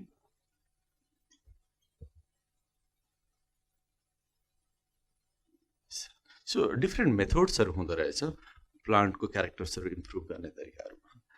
यहाँ मैले सम मेथड्स अफ प्लान्ट ब्रिडिङहरू यहाँहरूलाई लेख्ने। अब यसको बारेमा म छोटो छोटो कुरा गर्छु। सो इन्ट्रोडक्सनको कुरा गरौँ पहिला। इन्ट्रोडक्सन, यो इन्ट्रोडक्सन भनेको कस्तो मेथड हो र यसले कसरी प्लान्टलाई इम्प्रुभ गर्छ भन्ने कुराहरू भयो। सो इन्ट्रोडक्सन भनेको अहिले जुन प्लान्ट जस्तो क्लाइमेटमा, जस्तो जोग्राफीमा बाँचिराखेको छ, कम्प्लिटली नयाँ क्लाइमेटमा लाँदाखेरि कहिलेकाहीँ यहाँ भएको भन्दा पनि, जस्तो कि हाम्रो ठाउँमा कुनै एउटा प्लान्ट उम्रिराखेको छ, त्यो प्लान्टको सर्टेन क्लाइमेटको कन्डिसन छ जुनमा त्यो प्लान्ट सर्भाइभ गरिरहेको हुन्छ, त्यो प्लान्टलाई हामीले ट्रान्सफर गरेर कम्प्लिटली नयाँ क्लाइमेटमा लगेर रोप्यौँ भने के हुन्छ होला। अथवा अर्कै कुनै देश, यो हाम्रो ठाउँभन्दा एकदम टाढाको कुनै देशमा लगेर रोप्यौँ जहाँनिर क्लाइमेट पनि अलिकति फरक छ, सोइल पनि अलिकति फरक छ, साल्टहरूको मात्रा पनि फरक छ, त्यस्तो ठाउँमा लगेर हामीले त्यो प्लान्टलाई ट्रान्सफर गऱ्यौँ भने, अथवा त्यो नयाँ ठाउँमा लगेर हामीले एक्सपोज गऱ्यौँ अथवा इन्ट्रोड्युस गऱ्यौँ भने यहाँ भइरहेको प्लान्टको जुन क्यारेक्टर हुन्छ त्योभन्दा राम्रो क्यारेक्टर देखा पर्न सक्छ। अथवा यहाँ त्यो प्लान्ट हाम्रो ठाउँमा जत्रो हाइटको हुन्थ्यो, जस्तो हुन्थ्यो, जति गुलियो हुन्थ्यो, त्योभन्दा राम्रो हुनसक्छ अर्को नयाँ ठाउँमा। अथवा त्यसै गरी अर्को ठाउँको प्लान्ट हाम्रो ठाउँमा ल्याउँदाखेरि त्यो सुरुमा त्यो प्लान्ट जुन ठाउँमा उम्रेको थियो त्योभन्दा हाम्रो ठाउँमा ल्याउँदाखेरि राम्रो हुनसक्छ। यसरी ठाउँहरू चेन्ज गरेर अथवा ह्याबिट्याट चेन्ज गरेर क्लाइमेट चेन्ज गरेर हामी प्लान्टको क्यारेक्टर चेन्ज गर्न पनि सक्छौँ। यो हुन्छ नि भन्ने कुरा चाहिँ हुँदैन। जस्तै कि एक ठाउँको प्लान्टलाई हामीले अर्को ठाउँमा लगेर रोप्ने बित्तिकै त्यहाँ राम्रो हुन्छ भन्ने पनि हुँदैन, तर हुन पनि सक्छ। सो भयो भने त्यो चाहिँ प्लान्ट ब्रिडिङ भयो। जस्तै कि अलिक हाई एल्टिच्युडमा हिमालतिर कुनै प्लान्टहरू उम्रिराखेको थियो, त्यो प्लान्टलाई हामीले अलिकति तराईतिर ल्याएर रोप्यौँ अथवा तराईको प्लान्टलाई हिमालतिर लगेर रोप्यौँ, नराम्रो हुन पनि सक्छ तर राम्रो पनि हुनसक्छ। यहाँको प्लान्टलाई हामी कुनै एउटा अफ्रिकाको देशमा लगेर रोप्यौँ अथवा अफ्रिकाको देशको कुनै एउटा प्लान्टलाई हाम्रो देशमा ल्याएर रोप्यौँ, त्यो हुँदाखेरि कहिलेकाहीँ राम्रो पनि हुनसक्छ। यो तरिकाले by introducing plants in completely new climate characters may be improved. यदि त्यो क्यारेक्टर इम्प्रुभ भयो भने this is plant breeding. So एउटा मेथड रहेछ इन्ट्रोडक्सन। इन्ट्रोडक्सन भनेको exposing plant in new climate. मैले एकदम सर्टकटमा यसरी लेखेँ, exposing or introducing plant in completely new habitat अथवा न्यू क्लाइमेट, यसरी इन्ट्रोडक्सन गर्छ। अर्को एउटा मेथड छ सेलेक्सन। म यसको कुरा गर्दैछु सेलेक्सन। यो सेलेक्सन गर्ने भनेको सेलेक्ट गर्ने, धेरै भेराइटिजहरू भएको ठाउँमा सबैभन्दा राम्रो छान्ने भनेको सेलेक्सन गर्ने हो। यो किन छानिन्छ त्यसो? जस्तै कि हाम्रो गाउँघरतिर यही गरिन्छ। जस्तै कि अर्को साल कुनै एउटा प्लान्टको बिउहरू राख्नु पऱ्यो भने कस्तो खालको बिउहरू राखिन्छ? खेतमा भएको, जस्तै कि मकैको कुरा गरौँ, खेतमा मकै छ अरे, अनेक खालका मकैहरू छन्।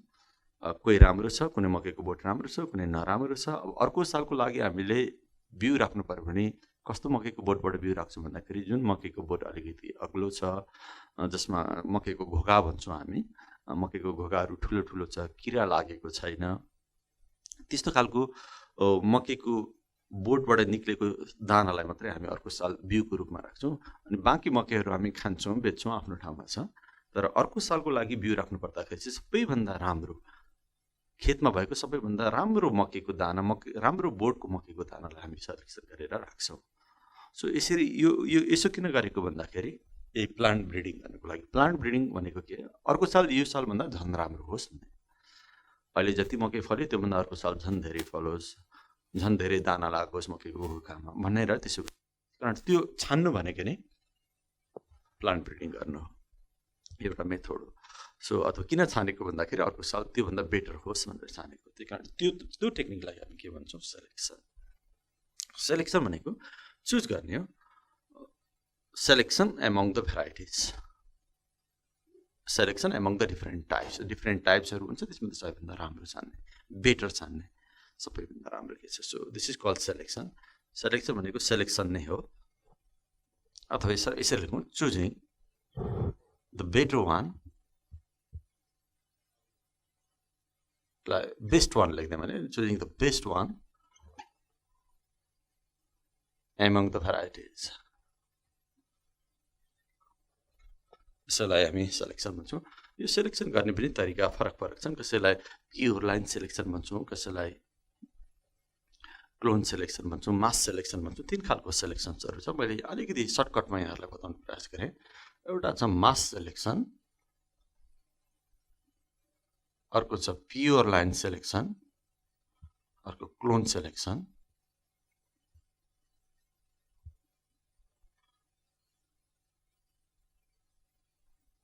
तीन खालको मेथडले सेलेक्सन गर्न सकिन्छ। अब यहाँ बुझ्नुपर्ने कुरा छ मास सेलेक्सन कसको लागि गर्ने, प्योर लाइन कसको लागि गर्ने र क्लोन सेलेक्सन कसको लागि गर्ने भनेर म एकदम छोटकरीमा यहाँहरूलाई बताउँछु। जस्तो कि मास सेलेक्सन आयो, यहाँ लेखेँ मैले मास सेलेक्सनको कुरा।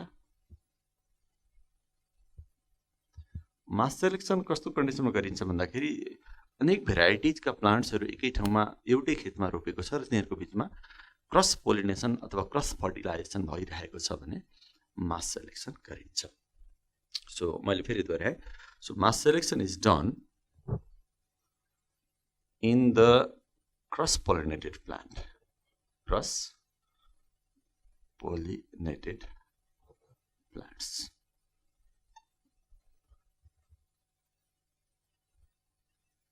फेरि दोहोऱ्याएँ मैले यसलाई। धेरै प्लान्टहरू सँगै रोपेको छ अनि सँगै भएपछि तिनीहरूको एउटा कोपोलेन्ट अर्कोमा जान्छ, अर्को कोपोलेन्ट अर्को प्लान्टमा जान्छ। त्यो हुँदाखेरि तिनीहरूको बिचमा क्रस फर्टिलाइजेसन हुन्छ अनि त्यसबाट बनेका प्लान्टहरूबाट अथवा त्यसबाट बनेका सिडहरूलाई छान्ने प्रोसेसलाई नै हामी के भन्छौँ, मास सेलेक्सन भन्छौँ।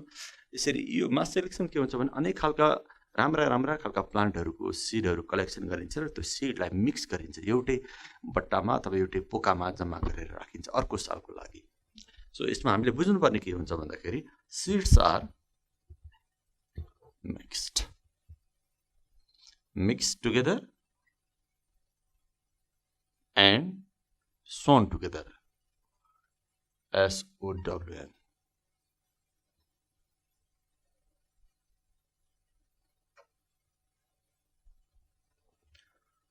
यो खालको सेलेक्सनमा राम्रो प्लान्टको सिडहरू कलेक्सन गरिन्छ डिफ्रेन्ट भेराइटिजबाट, त्यो सिड्सहरूलाई मिक्स गरिन्छ अनिखेरि एउटै खेतमा छरिन्छ।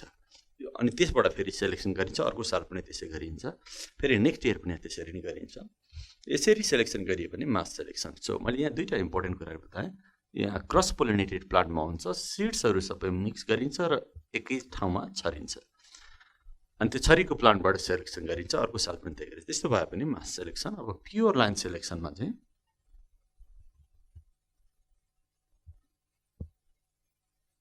विभिन्न भेराइटिजहरू प्लान्ट, जस्तो कि एउटै प्लान्टको पनि अनेक भेराइटिजहरू हुन्छ। जस्तो कि त्यही मकैको कुरा गरौँ, मकैको पनि अनेक जातहरू हुन्छ। कोही रातो मकै हुन्छ, कोही अलिक पहेँलो मकै हुन्छ, कोही अलिक सेतो मकै हुन्छ, कोही एउटा एकदम सानो दाना भएको मुरली मकै भन्छौँ हामी, त्यो हुन्छ। त्यो मकैको अनेक भेराइटिजहरू हुन्छन्। अब यो खालको सेलेक्सनमा चाहिँ एक खालको भेराइटिजलाई एउटा छुट्टै खेतमा रोपिन्छ, अर्को खालको भेराइटिजलाई अर्को छुट्टै खेतमा रोपिन्छ, तिनीहरूलाई मिक्स गरिँदैन। यसको मतलब त्यहाँनिर सेल्फ पोलिनेसन मात्रै हुन्छ। एक खालको भेराइटी एउटा खेतमा, अर्को खालको भेराइटिज अर्को खेतमा। अनि सिड कलेक्सन गर्दा पनि एउटा भेराइटिजको एउटा खेतमा भएको एउटा भेराइटिजको सिडलाई छुट्टै ल्याएर एउटा छुट्टै बट्टामा राख्ने अथवा भाँडोमा राख्ने, अर्को खेतमा अर्को भेराइटिज राखेको हुन्छ। अनि त्यो भेराइटिजको प्लान्टको सिडलाई पनि छुट्टै कलेक्सन गरेर छुट्टै राख्ने, मिक्स गरिँदैन। यहाँ सिडहरू के गरिँदैन, मिक्स गरिँदैन। अनि छुट्टै बट्टामा राखेर अर्कोचोटि रोप्दाखेरि पनि फेरि छुट्टै खेतमा रोप्ने, नजिकै पनि अलिक टाढा रोप्ने, जसले गर्दा पोलिनेसन सेल्फ होस् अथवा क्रस पोलिनेसन होस्। त्यो तरिकाले हामीले सेलेक्सन गऱ्यौँ भने छुट्टै खेतमा रोपेर अनि त्यसको सिडहरू छुट्टै कलेक्सन गरेर छुट्टै छानेर अनि छुट्टै कलेक्सन गरेर फेरि अर्को साल छुट्टै खेतमा रोपेर त्यसबाट पनि सबैभन्दा राम्रो छानेर फेरि छानेको सिडलाई छुट्टै राखेर फेरि छुट्टै खेतमा रोपेर यसरी गऱ्यो भने यो चाहिँ प्योर लाइन सेलेक्सन हुन्छ।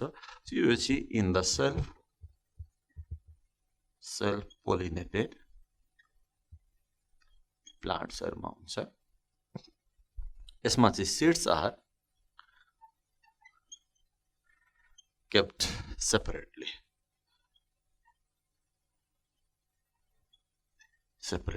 and sown separately.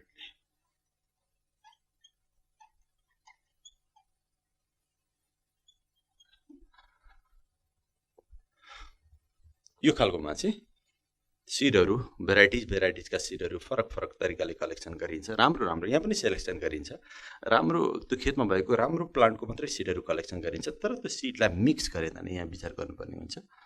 र रोप्दा पनि छुट्टै खेतमा रोपिन्छ। यो कस्तोमा गरिन्छ भन्दाखेरि सेल्फ पोलिनेटेड प्लान्टहरूबाट जुन सिडहरू लागेको हुन्छ त्यो सिडहरू कलेक्सन गर्नु पर्यो अथवा सेलेक्सन गर्नु पर्यो भने यो मेथड अपनाइन्छ। सो अर्को रहेछ क्लोन सेलेक्सन।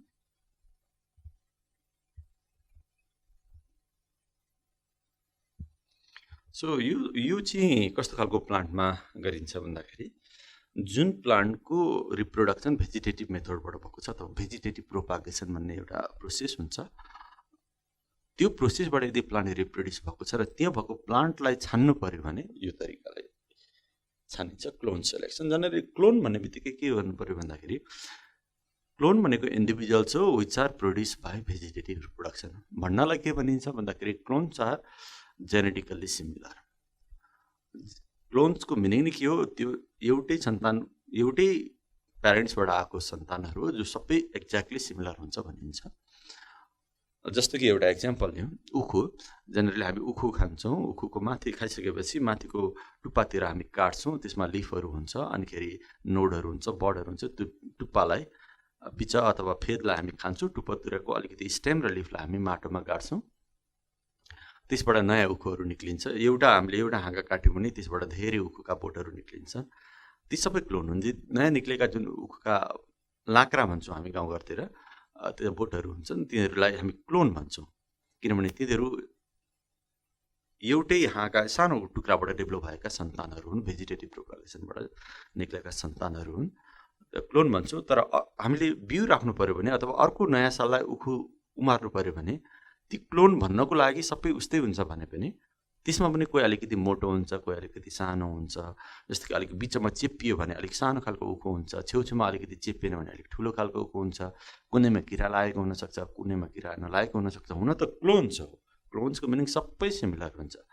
तर पनि इन्भाइरोमेन्टको कारणले हुनसक्छ, वाटरको कारणले अथवा अरू इन्सेक्टहरूको कारणले अथवा स्पेसको कारणले कोही सानो हुन्छ, कोही ठुलो हुन्छ। त्यहाँ पनि हामी सेलेक्सन गर्न सक्छौँ। सबैभन्दा राम्रो, किरा नलागेको, मोटो, अग्लो, त्यसैको चाहिँ हामी टुप्पालाई काटेर अर्को साल नयाँ उखु बनाउँछौँ। सो क्लोनको मिनिङ सबै उस्तै हुन्छ, तर त्यहाँ पनि फेरि सेलेक्सन गर्न सकिन्छ।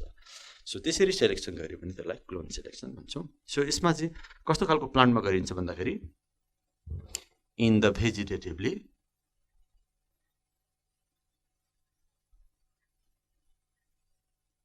प्रोपागेटेड प्लान्ट्सहरूमा, जुन प्लान्ट भेजिटेटिभली प्रोपागेटेड भएको छ र क्लोनहरू बनाएको छ त्यसमा मात्रै यो क्लोन सेलेक्सन गरिन्छ। सो यसरी सेलेक्सन गरिन्छ। मैले दुईवटा मेथड यहाँहरूलाई बताएँ, इन्ट्रोडक्सन के हो, सेलेक्सन के हो। सो हाम्रो गाउँघरतिर प्राय गर्ने सेलेक्सन भनेको चाहिँ यो सेलेक्सन नै पर्छ, मास सेलेक्सन र प्योर लाइन सेलेक्सन हुन्छ। अनि अब क्लोन सेलेक्सन अलिक कमै हुन्छ, किनभने थोरै प्लान्टहरूलाई मात्रै क्लोन सेलेक्सनबाट गर्न सकिन्छ। धेरै प्लान्ट त यो सेक्सुअल रिप्रोडक्सनबाटै हुन्छ। यो दुईवटा भनेको चाहिँ सेक्सुअल रिप्रोडक्सनबाट निक्लेका प्लान्ट्सहरू हुन्, जस्तै कि क्रस पोलिनेसन, सेल्फ पोलिनेसन। अनि यो भनेको चाहिँ भेजिटेटिभ प्रोपागेसनबाट निक्लेको प्लान्ट। सो यो तरिकाहरू नै बढी युज गरिन्छ।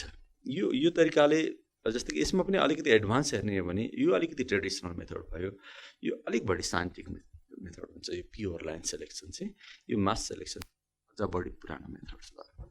सो यसरी इन्ट्रोडक्सन र सेलेक्सनको कुरा हुन्छ। अब मोस्ट इम्पोर्टेन्ट प्लान्ट ब्रिडिङको मेथड भनेको चाहिँ हाइब्रिडाइजेसन भयो। अब म यहाँहरूलाई प्लान्ट ब्रिडिङको एउटा नयाँ मेथड हाइब्रिडाइजेसनको बारेमा केही कुरा बताउँछु। वाट इज हाइब्रिडाइजेसन, हाइब्रिडाइजेसन गर्नुको उद्देश्य के हो, and what is the method of hybridization, यति कुराहरू यहाँलाई बताउँछु। पहिला डेफिनेसनको कुरा गरौँ। हाइब्रिडाइजेसन भनेको के हो? नामबाटै बुझिन्छ, हाइब्रिड बनाउने प्रोसेसलाई हाइब्रिडाइजेसन भनिन्छ। हाइब्रिड के हो भन्ने कुरा पनि भयो। फेरि दुईवटा जेनेटिकली डिफ्रेन्ट प्लान्टहरूको बिचमा क्रस गरियो भने त्यसबाट हाइब्रिड बन्छ। मैले फेरि दोहोऱ्याएँ, दुईवटा plant which are genetically different, तिनीहरूको बिचमा हामीले क्रस फर्टिलाइजेसन गऱ्यौँ अथवा क्रस पोलिनेसन गऱ्यौँ भने त्यसबाट बनेको सन्तानलाई नै हाइब्रिड भन्छौँ। र हाइब्रिड बनाउने प्रोसेसलाई नै हाइब्रिडाइजेसन भनिन्छ। सो यसलाई यसरी लेखौँ, it is a process of crossing to genetically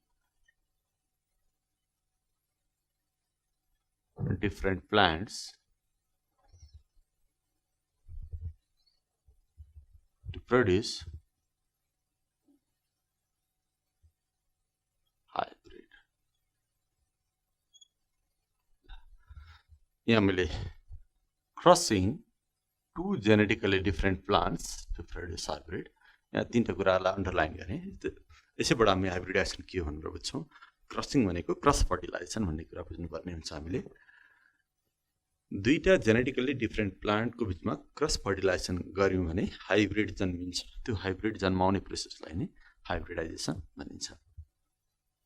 तर अब दुईवटा प्लान्टलाई फरक प्लान्टलाई क्रस गर्दाखेरि त्यो हाइब्रिड कस्तो हुन्छ भन्ने कुरा ठ्याक्कै भन्न चाहिँ सकिँदैन। जेनरली हाइब्रिड चाहिँ के हुन्छ भन्दाखेरि दुईवटा प्यारेन्ट्सभन्दा अलिकति राम्रो क्यारेक्टरको हुन्छ, तर सधैँ राम्रो हुन्छ भनेर ठ्याक्कै ग्यारेन्टी गरेर भन्न चाहिँ सकिँदैन। सो यदि नयाँ बनेको सन्तान दुईवटा फरक प्लान्टलाई क्रस गरेर बनेको नयाँ प्लान्ट हाइब्रिड प्लान्ट उसको प्यारेन्ट्सभन्दा पनि राम्रो भयो भने त्यसलाई चाहिँ हेटेरोसिस भनिन्छ। हेटेरोसिस के हो, यसको डेफिनेसन यहाँहरूले बुझ्नुपर्ने हुन्छ। हेटेरोसिस और यसलाई हाइब्रिड VIGOUR हाइब्रिड भाइगर पनि भन्छ, हेटेरोसिस अर हाइब्रिड भाइगर भनेको यस्तो खालको हाइब्रिड जुन उसको प्यारेन्ट्सभन्दा पनि क्यारेक्टर्समा राम्रो छ, बेटर छ, सुपिरियर छ। यसरी बताउँ, hybrid which is superior to its parents it's called heterosis or hybrid vigour. Hybrid which is superior to its parents। Superior भनेको राम्रो छ भनेको, क्यारेक्टर राम्रो छ भनेको। जस्तै कि ए भन्ने एउटा प्लान्ट, अर्को बी भन्ने अर्को प्लान्ट, यसलाई क्रस गरेर हामीले सी भन्ने हाइब्रिड बनायौँ। यो हाइब्रिड यो ए भन्दा पनि राम्रो छ, बी भन्दा पनि राम्रो छ। यो दुईटा प्यारेन्ट्स, यो हाइब्रिडको प्यारेन्ट्स भनेको यो ए र बी, यो दुईटै प्यारेन्ट्सको भन्दा राम्रो क्यारेक्टर यसमा देखियो भने यसलाई चाहिँ हेटेरोसिस भन्छौँ। हाइब्रिड यदि यो राम्रो भयो भने यसैलाई हामी हेटेरोसिस भन्छौँ। यो चाहिँ प्यारेन्ट्स हो, मानिलिउँ यो चाहिँ प्यारेन्ट्स हो।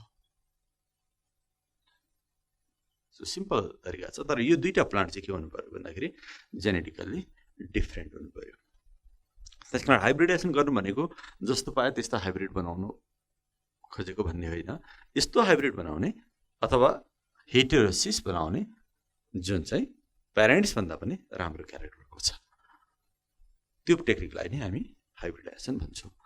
अब म यहाँहरूलाई प्रोसेस अफ हाइब्रिडाइजेसनको बारेमा केही कुरा बताउँछु।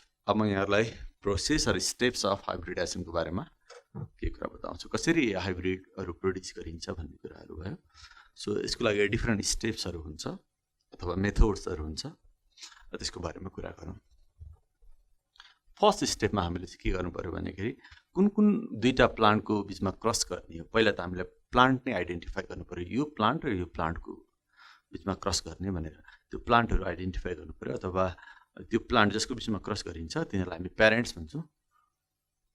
त्यो प्यारेन्ट्सहरू कुन कुन प्यारेन्ट्सहरू छान्नु पर्यो, त्यो प्यारेन्ट्स कस्तो हुनु पर्यो भन्दाखेरि जेनेटिकली डिफ्रेन्ट हुनु पर्यो र होमोजाइगस हुनु पर्यो। प्रत्येक प्यारेन्ट्सहरू होमोजाइगस हुनु पर्यो। दुईटा प्यारेन्ट्स हुन्छ, होमोजाइगस भनेको त्यहाँभित्र भएका एलिलिजहरू उस्तै खालको भएको भन्ने कुरा हो। जतिचोटि तिनीहरूको सेल्फ फर्टिलाइजेसन गर्दा पनि उस्तै खालको मात्रै प्लान्ट बन्छ भने त्यो चाहिँ होमोजाइगस हो। र जस्तो कि मानिलिउँ न, यो एउटा कुनै प्लान्ट भयो, ए भन्ने प्लान्ट, यसको रिप्रोडक्सन गरिरहेको धेरै जेनेरेसन निकाल्यो, एकचोटि यो जेनेरेसन निक्ल्यो, फेरि यसको रिप्रोडक्सन यो, अनि यो हरेकचोटि जतिवटा जेनेरेसन प्रोड्युस गरे पनि यो ठ्याक्कै यो जस्तै प्लान्टहरू बन्यो भने यो चाहिँ होमोजाइगस प्लान्ट हो भनेर बुझ्नु पर्यो। सो प्यारेन्ट्स भनेको जहिले पनि होमोजाइगस हुनुपर्छ। यो जस्तो कि दुईटा प्लान्ट मैले यहाँ देखाएँ, यो एउटा प्लान्ट, यो अर्को प्लान्ट, यो पनि होमोजाइगस हुनु पर्यो, यो प्लान्ट पनि होमोजाइगस हुनु पर्यो, र यो दुईटा प्लान्ट चाहिँ जेनेटिकली डिफ्रेन्ट हुनु पर्यो। त्यस्तो भयो भने हाइब्रिडाइजेसन हुन्छ। सो फर्स्ट स्टेप भनेको चाहिँ सेलेक्सन अफ प्यारेन्ट्स भयो। कुन कुन प्यारेन्ट्सहरू कस्तो कस्तो क्यारेक्टर भएको दुईटा प्लान्टको बिचमा क्रस गर्ने भन्ने कुराहरू पहिला हामीले थाहा पाउनुपर्छ, हाइब्रिड गर्ने मान्छेले थाहा पाउनुपर्छ। सो अघि मैले बताइसकेँ प्यारेन्ट्सहरू कस्तो हुनु पर्यो भन्दाखेरि जेनेटिकल्ली डिफ्रेन्ट हुनु पर्यो एन्ड होमोजाइगस हुनु पर्यो। यस्तो खालको जेनेटिकल्ली डिफ्रेन्ट तर प्रत्येक प्लान्ट चाहिँ के हुनु पर्यो, होमोजाइगस हुनु पर्यो। सो यो फर्स्ट स्टेप भयो, सेलेक्सन अफ प्यारेन्ट्स। त्यस पछाडि के गर्नु पर्यो भन्दाखेरि सेकेन्ड स्टेपमा आउँछ इमास्कुलेसन भन्ने एउटा प्रोसेस आउँछ। इमास्कुलेसन यो इम्पोर्टेन्ट टर्म हो। What is emasculation? जस्तो कि दुईटा प्लान्टको बिचमा हामी हाइब्रिड क्रस गरेर हाइब्रिड बनाउँछौँ। जस्तो कि मानिलिउँ यो एउटा प्लान्ट ए भन्ने प्लान्ट, यो अर्को बी भन्ने प्लान्ट, यो दुईटाको बिचमा हाइब्रिड गर्दैछौँ। यो प्लान्टको पनि के हुन्छ, यो प्लान्टको पनि फ्लावरमा एन्ड्रोसियम हुन्छ, अर्को गाइनोसियम हुन्छ। त्यस्तै यो प्लान्टको पनि फ्लावरमा एन्ड्रोसियम र गाइनोसियम हुन्छ। मानिलिउँ यो दुईटा प्लान्टहरू मैले भने ए भन्ने प्लान्ट र बी भन्ने प्लान्टको बिचमा हामी फर्टिलाइजेसन गर्न गइरहेको छौँ अथवा क्रस गर्न गइरहेको छौँ। यो प्लान्टको पनि फ्लावरमा फेरि सम्झाएँ मैले एन्ड्रोसियम र गाइनोसियम हुन्छ, यो प्लान्टको पनि फ्लावरमा एन्ड्रोसियम र गाइनोसियम। अब हामीले क्रस भनेको चाहिँ यो दुईटा प्लान्टको मात्रै गर्ने हो, यसको छेउछाउमा अरू धेरै प्लान्टहरू हुन्छ। किनभने कुनै एउटा खेतमा गयो भने दुईटा मात्रै प्लान्ट हुँदैन, हामीलाई गर्नु छ क्रस कसको भन्दाखेरि ए र बीको मात्रै गर्नु छ। अथवा मानिलिउँ एमा भएको पोलन ग्रेन्स हामीले बीमा लगेर ट्रान्सफर गर्नु छ, अरू बाहिरको पोलन ग्रेन्सहरूलाई सबैलाई हामीले रोक्नुपर्ने छ। ए को पोलन ग्रेन मानिलिउँ हामीले बीमा लाग्छ। अब पोलन ग्रेन यो एन्थरमा निक्लिन्छ, यो एन्ड्रोसियममा एन्थर हुन्छ, यसमा पोलन ग्रेन्सहरू हुन्छ। यो पोलन ग्रेन्स यो गाइनोसियमको स्टिगमा हुन्छ, त्यहाँ लगेर हामीले ट्रान्सफर गर्नुपर्ने हुन्छ। ल मानिलिउँ यसरी हामीले क्रस गर्न गइरहेका छौँ। अब यस्तो पनि हुनसक्छ यसको यो एन्ड्रोसियममा भएको पोलन ग्रेन यतातिर ल्याएर राख्न पनि सक्छौँ हामी, त्यो गऱ्यो भने पनि हाइब्रिड हुन्छ। मैले यहाँ देखाएको चाहिँ मानिलिउँ यो ए भन्ने प्लान्टको एन्ड्रोसियममा प्रोड्युस भएको पोलन ग्रेन्स, यो मैले डट डट बनाएँ, मानिलिउँ यो पोलन ग्रेन्स हो। यो पोलन ग्रेनलाई बी भन्ने प्लान्टको फ्लावरमा भएको गाइनोसियमको स्टिकमा लगेर ट्रान्सफर गर्नु छ। त्यसरी ट्रान्सफर गऱ्यो भने त्यसलाई हामी क्रस पोलिनेसन भन्छौँ। तर यो बी भन्ने प्लान्टको आफ्नै एन्ड्रोसियम पनि छ, आफ्नै एन्ड्रोसियम छ। आफ्नै एन्ड्रोसियम भएपछि यसको पनि के छ, पोलन ग्रेन्सहरू छ यहाँनिर, यसको पनि पोलन ग्रेन्सहरू हुन्छ। अब यसैको पोलन ग्रेन्स यो बी भन्ने प्लान्टको फ्लावरमा भएको एन्ड्रोसियमकै पोलन ग्रेन्स त्यही प्लान्टको गाइनोसियममा खस्यो भने त्यो त फेरि सेल्फ पोलिनेसन हुन्छ, सेल्फ फर्टिलाइजेसन हुन्छ। हामीले गर्न खोज्दैछौँ क्रस, तर इन केस यो एन्ड्रोसियमबाट निक्लेको पोलन ग्रेन्सहरू यसमा खसिदियो भने त्यो हाम्रो क्रस सम्भव हुँदैन, त्यो चाहिँ सेल्फ हुन्छ। त्यो हुनको लागि, त्यो सेल्फ पोलिनेसन नहोस् भन्नको लागि यो बी भन्ने प्लान्टबाट हामीले यो एन्ड्रोसियमलाई यो पोलिनेसन हुनुभन्दा अगाडि नै हामीले के गर्नुपर्छ, काटेर फालिदिनु पर्ने हुन्छ। यो बी भन्ने प्लान्टको फ्लावरमा भएको एन्ड्रोसियमलाई हामीले काटेर फालिदिनुपर्छ बिफोर पोलिनेसन। त्यस पछाडि सेल्फ पोलिनेसन हुने सम्भावना भएन। सो यसरी स्टामेन अथवा एन्ड्रोसियम काटेर फाल्ने प्रोसेसलाई नै इमास्कुलेसन भन्छौँ। सो के को लागि त्यसो गरेको भन्दाखेरि to avoid self pollination. So emasculation गर्नुपर्ने हुन्छ सेकेन्ड स्टेपमा। यो भनेको मैले यहाँ लेखेँ the process of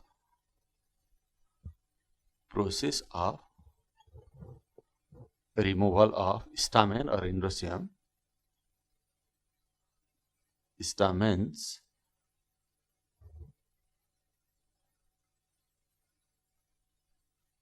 from a bisexual flower of which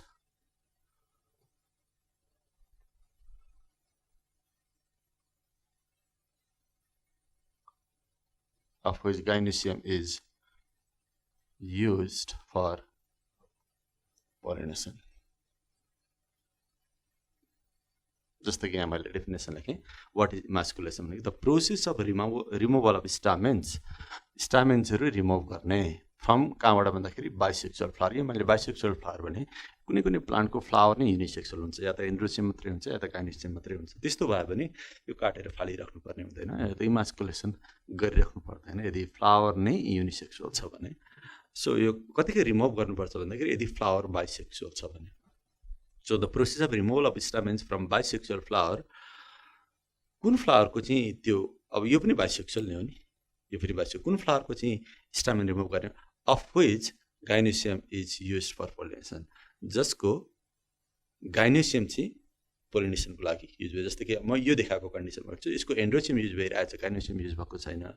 यो फ्लावरको एन्ड्रोसियम हामीले युज गर्नु भएन, गाइनोसियम युज गर्नु पर्यो। जुन प्लान्टको फ्लावरको गाइनोसियम पोलिनेसनको लागि युज गरिन्छ त्यसैको स्टामेन काटेर फाल्ने प्रोसेसलाई नै इमास्कुलेसन भनिन्छ। So is a process of removal of stamens यहाँनिर छ from bisexual flower of which gynoecium is used for pollination. So this is called emasculation. यो किन गरिन्छ भनेर मैले अघि बताइसकेँ, to ensure cross pollination or to avoid self pollination. So third step, त्यस पछाडि के कुरा रह्यो भन्दाखेरि ब्यागिङको कुरा रह्यो। ब्यागिङ भन्ने एउटा प्रोसेस हुन्छ। ब्यागिङमा के गरिन्छ भन्दाखेरि अब सपोज यो प्लान्टको यो फ्लावरको स्टामेन त हामीले रिमुभ गऱ्यौँ, गाइनोसियम मात्रै छ। अघि मैले बताए जस्तै यो गाइनोसियमको स्टिग्मामा अर्को बाहिरको अरू CDEF कुनै पनि प्लान्टको पोलन ग्रेन्सहरू आएर खस्न पनि सक्छ। त्यस्तो भयो भने हामीले चाहेको क्रस पोलिनेसन हुँदैन। हामीलाई त ठ्याक्कै यही प्लान्टको, ए भन्ने प्लान्टको पोलन ग्रेन्स लगेर यसमातिर हाल्नु छ। त्यसकारण बाहिरको पोलन ग्रेन्सहरु नआओस् भनेर हामीले के गर्नुपर्छ भन्दाखेरि यो प्लान्टलाई आफ्टर रिमुभिङ स्टामेन्स यसलाई एउटा पोलिथिनको ब्यागले कभर गर्नुपर्छ। त्यसलाई हामी ब्यागिङ भन्छौँ। ब्यागिङ भनेको covering the plant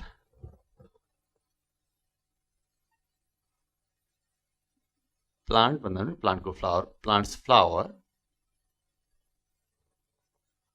of removed stamens by a polythene bag. Covering the plant's flower of removed stamens by polythene bag भनेको यो प्लान्टको फ्लावरलाई हामीले के गर्नु पर्यो, एउटा ब्यागले, पोलिथिनको ब्यागले कभर गर्नु पर्यो। यसलाई हामी ब्यागिङ भन्छौँ। यो किन गर्नु पर्यो भन्दाखेरि अघि मैले बताए जस्तै बाहिरको हामीले अनवान्टेड पोलन ग्रेन्सहरु आएर त्यो गाइनोसियममा नबसोस् अथवा त्यो स्टिग्मामा आएर चाहिँ पोलिनेसन नगरोस् भन्नको लागि हामीले ब्यागिङ गर्नुपर्छ। ब्यागिङ गर्नको लागि एउटा पोलिथिनको ब्यागहरु त्यसलाई टक्क त्यो फ्लावरलाई कभर गर्नुपर्ने हुन्छ। यो फ्लावरलाई हैन, फेरि यो पनि फ्लावर, यो प्लान्टको फ्लावर हैन, यो प्लान्टको फ्लावरलाई चाहिँ कभर गर्नुपर्छ। किन त्यसो गरिन्छ भन्दाखेरि to avoid the entry of undesired pollen grains, त्यसको लागि यो गरिन्छ। मैले त्यो पनि लेख्थे, to prevent unwanted cross pollination, cross pollination हामीले चाहेको भन्दा फरक खालको पोलिनेसन, क्रस पोलिनेसन नहोस् भन्नको लागि यसरी ब्यागिङ गरिन्छ। त्यस पछाडि रह्यो अब खास पोलिनेसनको कुरा।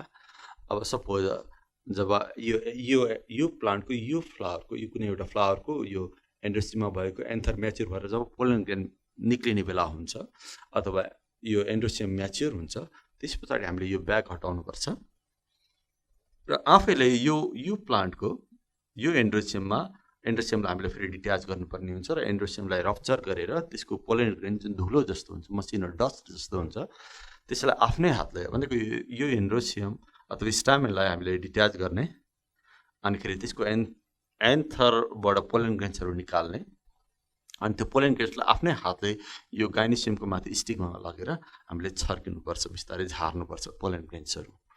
त्यो गर्नेलाई नै हामी कन्ट्रोल ह्यान्ड पोलिनेसन भन्छौँ। यो चाहिँ आफैले गर्नुपर्ने हुन्छ, ब्याग हटाएर गर्नुपर्ने हुन्छ। So this is called, next step is control hand pollination भनेको चाहिँ अब चाहिँ ठ्याक्कै क्रस पोलिनेसन गर्नुपर्ने हुन्छ, हामी आफैले गर्नुपर्ने हुन्छ, आर्टिफिसियली गर्नुपर्ने हुन्छ। त्यही भएर कन्ट्रोल ह्यान्ड पोलिनेसन ट्रान्सफरिङ, यसलाई यसरी बुझौँ, transferring pollen grains artificially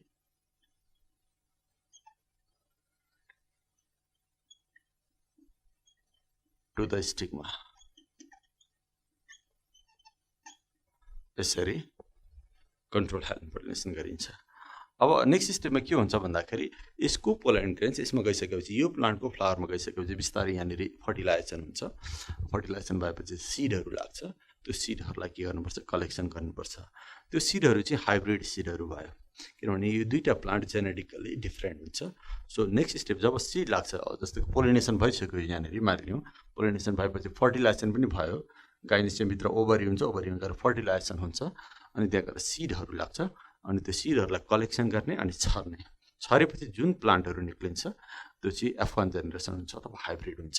so next step भनेको चाहिँ त्यही सिड छरेर, पछाडि सिड लागेपछि अनि सिड छरेर नयाँ प्लान्टहरू निकाल्ने भनेको रेजिङ F1 जेनेरेसन अथवा हाइब्रिड।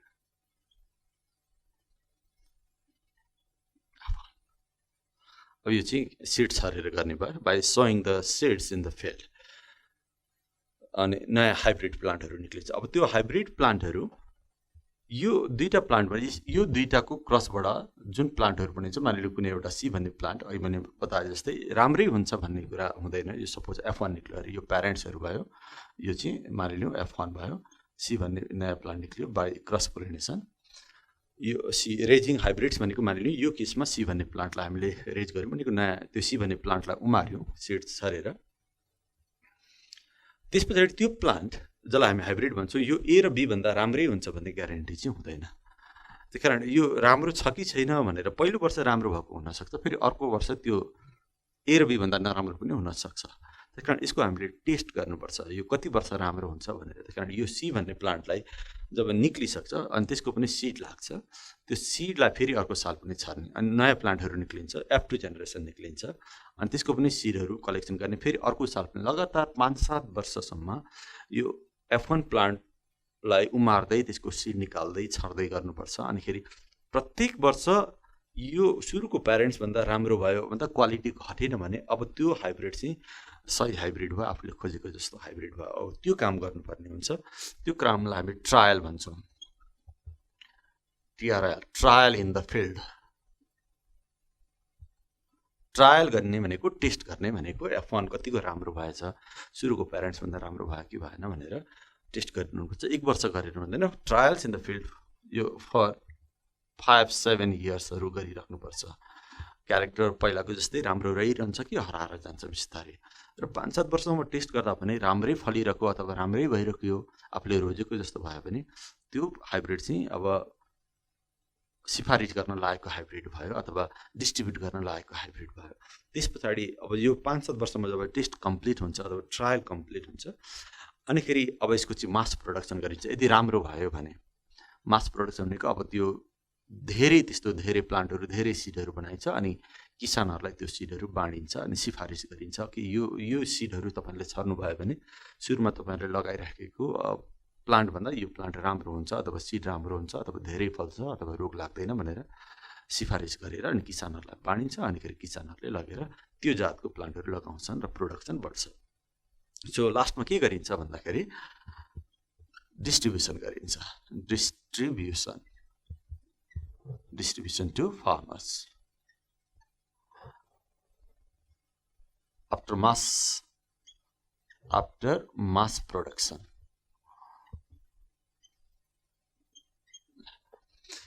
5-7 इयर्समा ट्रायल गरिसकेपछि जब रिजल्ट राम्रै आइरहेको हुन्छ त्यस पछाडि मास प्रोडक्सन गरिन्छ, त्यस पछाडि किसानलाई डिस्ट्रिब्युट गरिन्छ। यसरी हाइब्रिडाइजेसन गरिन्छ। नयाँ नयाँ खालको जातहरू प्रोड्युस गरिराखेको हुन्छ। सर्टेन अर्गनाइजेसन हुन्छन्, प्राइभेट अर्गनाइजेसनहरू पनि हुन्छन्, सरकारी निकायहरू पनि हुन्छन्। यिनीहरूले यसरी नै नयाँ नयाँ जातको मकैको बिउहरू सिफारिस गरिरहेको हुन्छ, धानको नयाँ जातहरू सिफारिस गरिरहेको हुन्छ, गहुँको नयाँ जातहरू। यो यसरी नै गर्छ। यो एकैचोटि 1 वर्षमा हुने कुरा होइन, यो 8-10 वर्ष लाग्न सक्छ एउटा नयाँ जातको गहुँको बिरुवाहरू बनाउनको लागि अथवा मकैको बिरुवाहरू बनाउनको लागि यसरी काम गरिराखेको हुन्छ। यो मैले सर्टकटमा यहाँलाई प्रोसेस अफ हाइब्रिडाइजेसन यहाँनिर बताएँ। सो सुरुमा प्यारेन्ट्सहरू सेलेक्ट गर्ने, त्यस पछाडि इमास्कुलेसन भयो, त्यस पछाडि ब्यागिङ भयो, अनि पोलिनेसन भयो, अनि हाइब्रिडहरू कलेक्सन गर्ने भयो, त्यस पछाडि त्यो हाइब्रिडहरूलाई प्रत्येक वर्ष टेस्ट गर्दै लाने भयो अनि लास्टमा मास प्रोडक्सन गर्ने अनि किसानलाई बेच्ने काम हुन्छ। So these are the steps of hybridization. अब म यहाँहरूलाई अर्को एउटा प्लान्ट ब्रिडिङको मेथड बताउँछु जसलाई म्युटेसन ब्रिडिङ भनिन्छ। यो नामबाटै बुझिन्छ म्युटेसन गरेर ब्रिडिङ गर्ने भन्ने कुरा हो। म्युटेसन भनेको के हो भन्ने कुरा यहाँलाई अलिकति सम्झाउन खोज्छु म। म्युटेसन भनेको जिनमा अथवा क्रोमोजोममा हुने चेन्जलाई म्युटेसन भनिन्छ। त्यो चेन्ज चाहिँ पर्मानेन्ट हुन्छ। अरू इन्भाइरोमेन्टल चेन्ज, फुडको कारणले हुने चेन्ज, अरू हेल्थको कारणले हुने चेन्जलाई हामी म्युटेसन भन्दैनौँ। यस्तो खालको बडीमा हुने क्यारेक्टरमा आएको change which is because of the change in the chromosome or gene, त्यसैलाई हामी म्युटेसन भन्छौँ। र म्युटेसनबाट नयाँ क्यारेक्टर भन्दाखेरि प्राय क्यारेक्टर्सहरू राम्रो हुने चान्स कम हुन्छ। Most of the mutation produces deleterious characters भन्छौँ, अनवान्टेड क्यारेक्टर। सुरुको प्यारेन्ट्सभन्दा पनि नराम्रो क्यारेक्टर निक्लिन्छ। म्युटेसनको एउटा डिफेक्ट यो। म्युटेसन कस्तो हुन्छ भनेर ठ्याक्कै गेस गर्न सकिँदैन। म्युटेसन आफै नेचरमा पनि भइराखेको हुन्छ, आफै पनि नयाँ नयाँ क्यारेक्टर्सहरू निक्लिरहेको हुन्छ क्रोमोजोममा चेन्ज आएर। नेचरली अकरिङ म्युटेसन हुन्छ अथवा स्पोन्टेनियस म्युटेसन भन्छौँ। र यहाँ हाम्रो प्लान्ट ब्रिडिङमा काम लाग्ने म्युटेसन भनेको चाहिँ आर्टिफिसियल म्युटेसन भयो। हामी म्युटेसन आर्टिफिसियली पनि क्रिएट गर्न सक्छौँ अथवा कुनै पनि प्लान्टको सेलहरूलाई, सेलभित्र भएको क्रोमोजोम अथवा त्यहाँ भएको जिनलाई हामी चेन्ज गर्न सक्छौँ केही सब्सटेन्सहरूलाई युज गरेर। यसरी हामीले क्रोमोजोमलाई आफैले चेन्ज गर्न खोज्यौँ भने त्यो चाहिँ आर्टिफिसियल म्युटेसन भयो। सो आर्टिफिसियल म्युटेसनबाट पनि क्यारेक्टर प्राय राम्रो हुने चान्स कम हुन्छ, तर कहिलेकाहीँ गर्दै जाँदाखेरि राम्रो हुन पनि सक्छ। यदि राम्रो भयो भने हामीले खोजेको प्लान्ट ब्रिडिङको उद्देश्य पुरा हुन्छ। त्यसकारण म्युटेसनबाट अघि मैले बताएको कि प्राय चाहिँ नराम्रो क्यारेक्टर्सहरू हुन्छ। सो त्यही सब्सटेन्स जसको सहायताले हामी म्युटेसन क्रिएट गर्छौँ र क्यारेक्टर चेन्ज गरेर राम्रो प्लान्ट बनाउन खोज्छौँ, त्यो मेथडलाई नै हामी म्युटेसन ब्रिडिङ भन्छौँ। यसरी लेखौँ डेफिनेसन,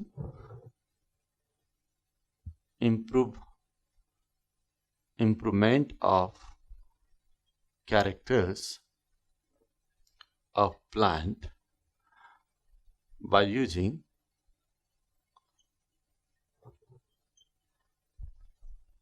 different mutagens भनेको चाहिँ सब्सटेन्स हो, जुन सब्सटेन्सको एक्सपोजरमा सेलभित्र भएको क्रोमोजोमहरूमा चेन्ज आउँछ, त्यस्तो सब्सटेन्सलाई म्युटाजेन्स भन्छ। सो यो म्युटाजेन्सको सहायताले हामी म्युटेसन क्रिएट गर्छौँ, अनिखेरि क्यारेक्टर चेन्ज गर्छौँ अनि राम्रो क्यारेक्टर बनाउने प्रयास गर्छौँ। So in this way, so what is mutation breeding भनेको it is the production of new characters or new types of plant by using mutagens or by creating new type the mutation. So म्युटाजेन्सहरूको एक दुईवटा example, यो कुन कुन सब्सटेन्सले चाहिँ म्युटाजेनको रूपमा काम गर्छ भन्दाखेरि हामी भन्छौँ युभी रेजहरू हाम्रो बडीको सेलमा अथवा प्लान्टको सेलमा हामीले लामो समयसम्म एक्सपोज गऱ्यौँ भने पनि त्यहाँभित्र भएको क्रोमोजोम अथवा जिनमा चेन्ज आउन सक्छ र म्युटेसन हुन्छ। युभी रेज भयो, एक्सरेले पनि गर्छ, एक्सरेले पनि म्युटेसन गर्छ। अनि केही यसलाई फिजिकल म्युटाजेन्स पनि भन्छौँ हामी। अनि केही केमिकलहरू पनि हुन्छ जुन बडीको सेलमा पऱ्यो भने त्यसले पनि म्युटेसन क्रिएट गर्छ, त्यसलाई केमिकल म्युटाजेन्स भन्छौँ हामी। जस्तो कि NITROS नाइट्रस एसिडले म्युटेसन क्रिएट गर्न सक्छ, मस्टर्ड ग्यास, यी केमिकल्सहरूले पनि, यस्ता थुप्रै हुन्छन्, यी केमिकल्सहरूले पनि म्युटेसन क्रिएट गर्न सक्छ। कोल्चिसिन भन्ने एउटा केमिकल छ, अर्को कोल्चिसिन भन्ने केमिकल्स एसेट्रा, यी केमिकल्सहरूले म्युटेसन क्रिएटहरू गर्न सक्छ र यी केमिकलहरूको सहायताले हामी म्युटेसन क्रिएट गरेर नयाँ प्लान्टहरू बनायौँ भने त्यो चाहिँ म्युटेसन ब्रिडिङ भयो। तर धेरै जसो फाइदाजनक चाहिँ हुँदैन। स्पेसली म्युटेसन पनि कुन खालको म्युटेसन भने पोलिप्लॉइड टाइपको म्युटेसन भयो भने चाहिँ अलिक फाइदाजनक हुन्छ। पोलिप्लॉइड म्युटेसनको धेरै टाइपहरू हुन्छ, एउटा टाइपको नाम हो पोलिप्लॉइड म्युटेसन। यो पोलिप्लॉइड म्युटेसन भयो भने सेलभित्रको क्रोमोजोमको नम्बर डबल हुँदै जान्छ अथवा बिस्तारै बिस्तारै बढ्दै जान्छ, 2n बाट 3n 4n 5n यस्तो हुँदै जान्छ। त्यस्तो भयो भने पोलिप्लॉइड हुन्छ। अथवा number of set of chromosome नि बढ्यो भने, जस्तो कि 2n भनेको चाहिँ जतिवटा हुनुपर्ने हो त्यसलाई हामी 2n भन्छौँ, यहाँ दुईवटा सेट छ nn, अनि यो बिस्तारै बढेर 3n भयो, 4n भयो, 5n भयो, यसै गरी बढ्दै बढ्दै गयो भने यसैलाई हामी पोलिप्लॉइड भन्छौँ।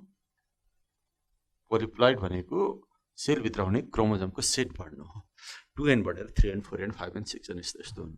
सो यो खालको म्युटेसन भयो भने, अरू खालको म्युटेसन पनि हुन्छ, यो खालको म्युटेसन भयो भने चाहिँ अलिक फाइदाजनक हुनसक्छ। किनभने पोलिप्लॉइड म्युटेसन भयो अथवा अर्गानिजम जुनमा पोलिप्लॉइड छ अथवा जसमा क्रोमोजोम नम्बर बढ्या छ, त्यो अर्गानिजम अथवा भनौँ प्लान्टको साइज बढ्छ, फ्रुटको साइज बढ्छ, त्यो भयो भने फाइदा हुनसक्छ। यो ट्रिप्लोइड भयो भने चाहिँ, ट्रिप्लोइड खालको पोलिप्लॉइड भयो भने चाहिँ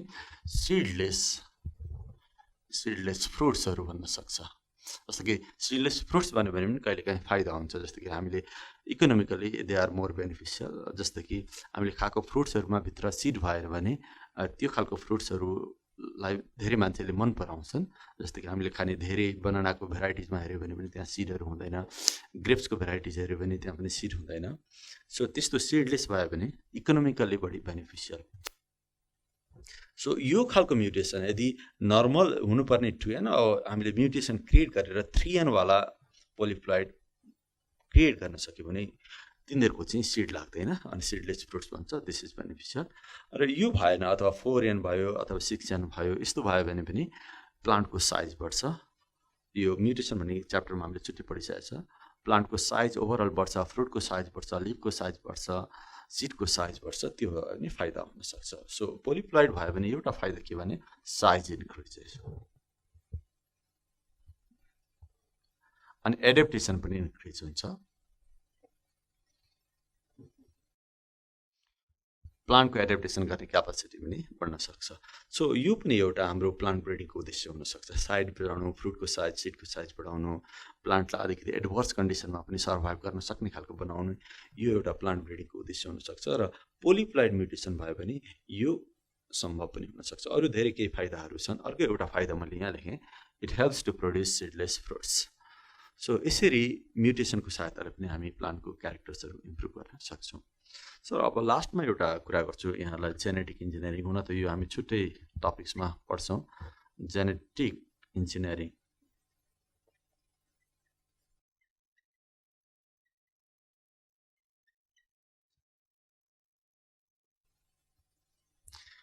यो जेनेटिक इन्जिनियरिङलाई पनि प्लान्ट ब्रिडिङको एउटा मेथडको रूपमा लिन सकिन्छ। अहिले चाहिँ धेरै जसो नयाँ फ्रुट्सहरू, नयाँ भेजिटेबल्सहरू यो तरिकाले प्रोड्युस गर्न थालिएको छ। यो तरिकाले यो मेथडबाट क्यारेक्टर चेन्ज गर्न थालिएको छ।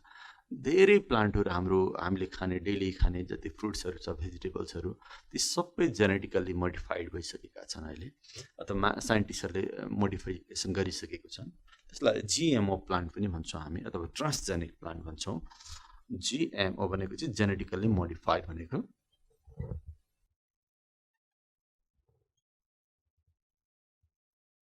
अथवा यसलाई हामी अर्को ल्याङ्ग्वेजमा भन्दाखेरि ट्रान्सजेनिक भन्छौँ।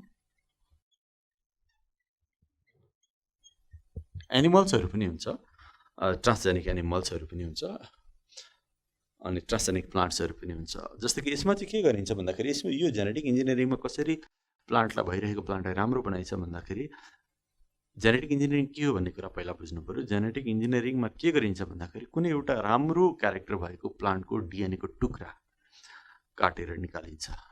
एउटा प्लान्टको डिएनएको सानो टुक्रा जसलाई हामी जिन त्यो काटेर निकालिन्छ र अर्को प्लान्टको सेलमा लगेर इन्सर्ट गरिन्छ। यसलाई हामी कट एन्ड पेस्ट टेक्नोलोजी पनि भन्छौँ। एउटाको डिएनएको टुक्रा काट्ने, यस्तो टुक्रा काट्ने, जुन टुक्रा डिएनएको टुक्रा जस्तो जिन भनौँ, यस्तो जिन निकाल्ने जुन जिनले हामीले खोजेको क्यारेक्टर प्रोड्युस गरिरहेको छ। त्यो जिन एउटा अर्गानिजमबाट निकाल्ने अनि अर्को एउटा अर्गानिजममा लगेर हाल्ने जसमा त्यो क्यारेक्टर प्रोड्युस भएको छैन। अनि त्यो सेकेन्ड प्लान्टमा जसमा त्यो बाहिरको जिन ल्याएर हालियो, त्यो प्लान्टले पनि सुरुमा भएको प्लान्टको जस्तै क्यारेक्टरहरू देखाउँछ। सो यसरी पनि हामी प्लान्टको क्यारेक्टर इम्प्रुभ गर्न सक्छौँ बाई इन्ट्रोड्युसिङ फरेन जिन। यसमा चाहिँ के गरिन्छ भन्दाखेरि, जेनेटिक इन्जिनियरिङमा मैले सर्टकटमा लेखेँ, यसको पछाडि छुट्टै कुरा गरौँला।